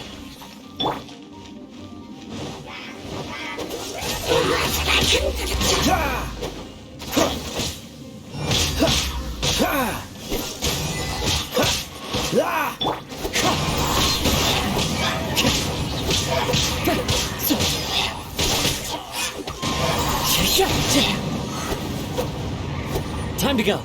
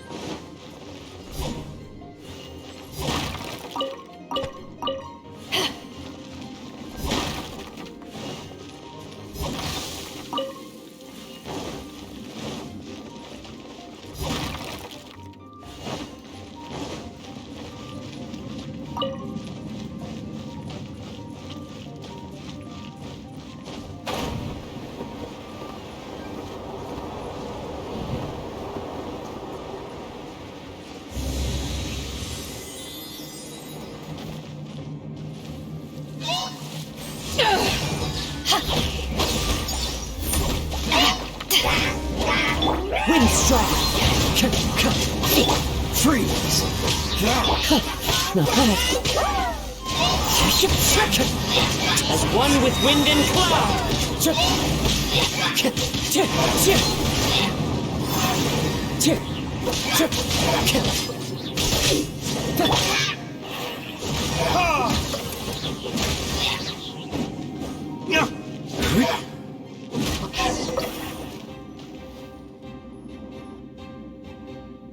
Just a few Abyss mages?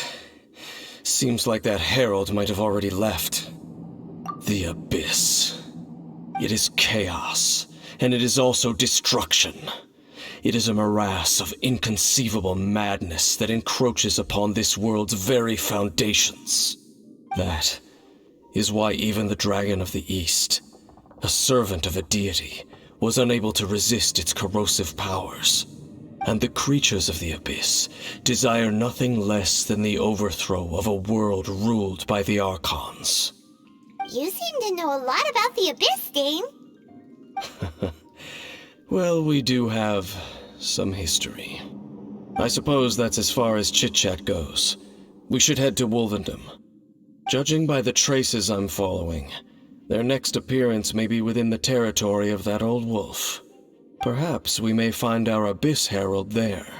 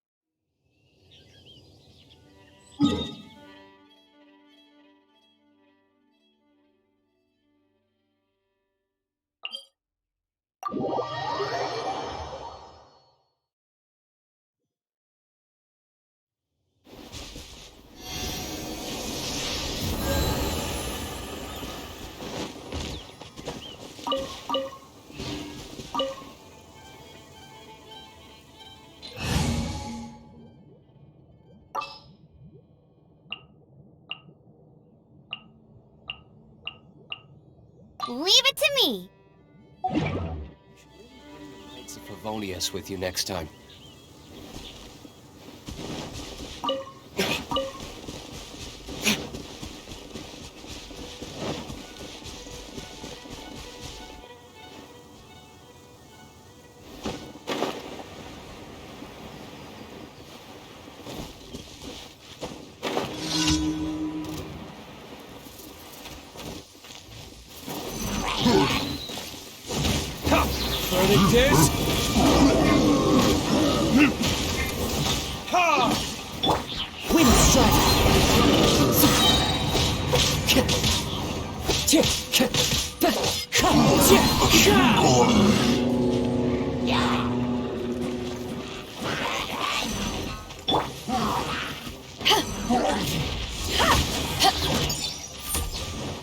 Power that ended Haishan!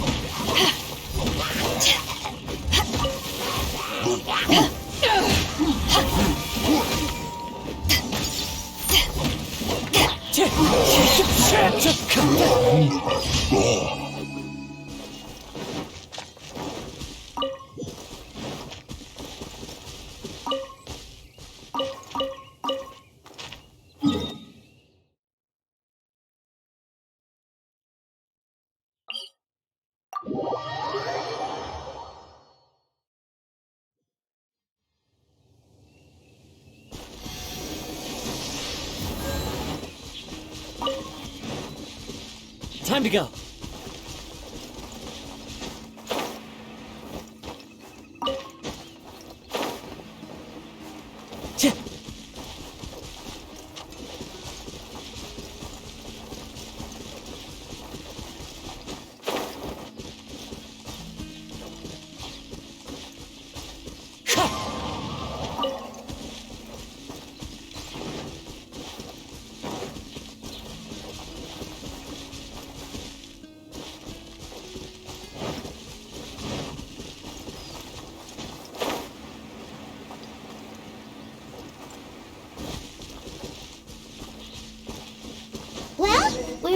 find him now.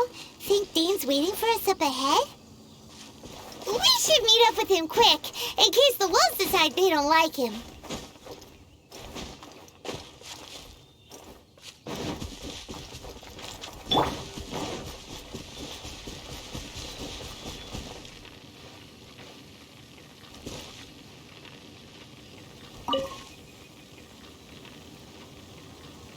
Lord of Wolvendom, great Wolf King of the North, sharp of fang and keen of claw, and yet dwelling here only.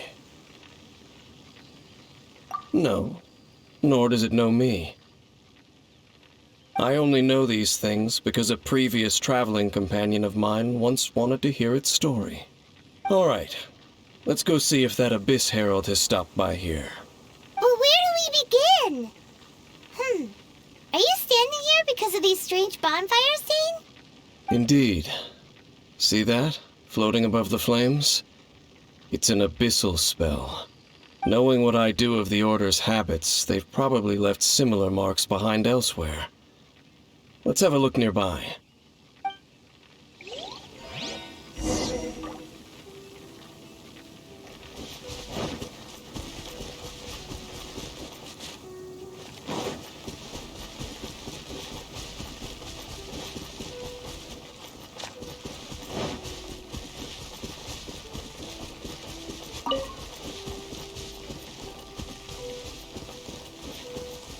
Bet you can't keep up with me!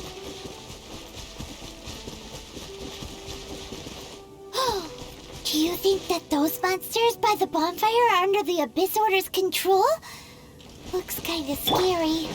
Let's beat them up first.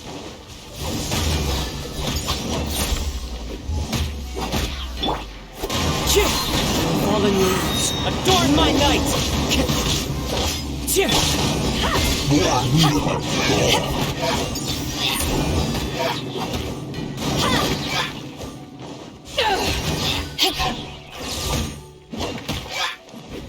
Whew, that's that! Let's go check out that bonfire. Looks like this bonfire's also got something to do with the Abyss.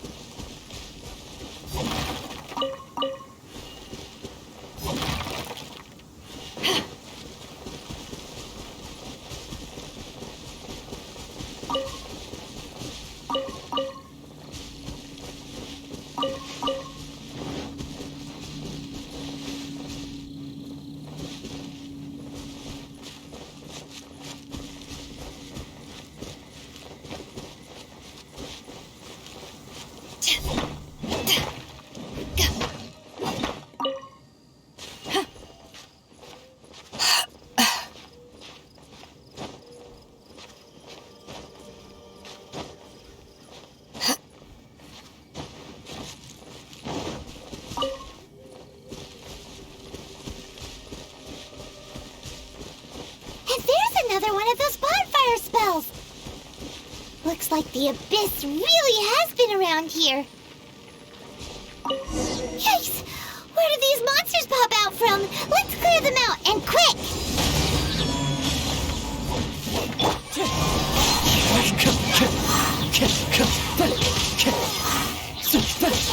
Wind strike!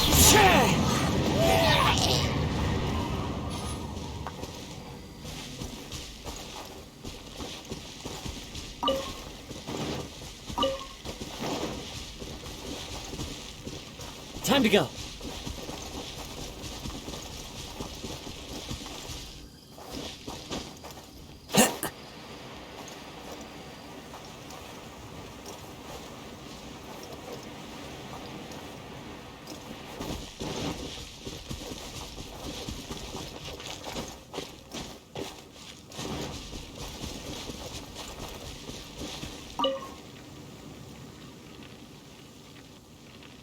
Have you finished searching? I searched around these parts and found some signs myself. But they were left behind by abyss mages, and there was no deeper abyssal power to them. It seems that even an Abyss Herald would not wish to make trouble with the Wolf King of the North. We should leave as well. If there's anything praiseworthy about that old wolf, it's his territorial nature. But now we're out of leads. Are we going to have to give up? No. There is one more place we can go. Let's get a move on then. I'll wait for you at Storm Terror's lair.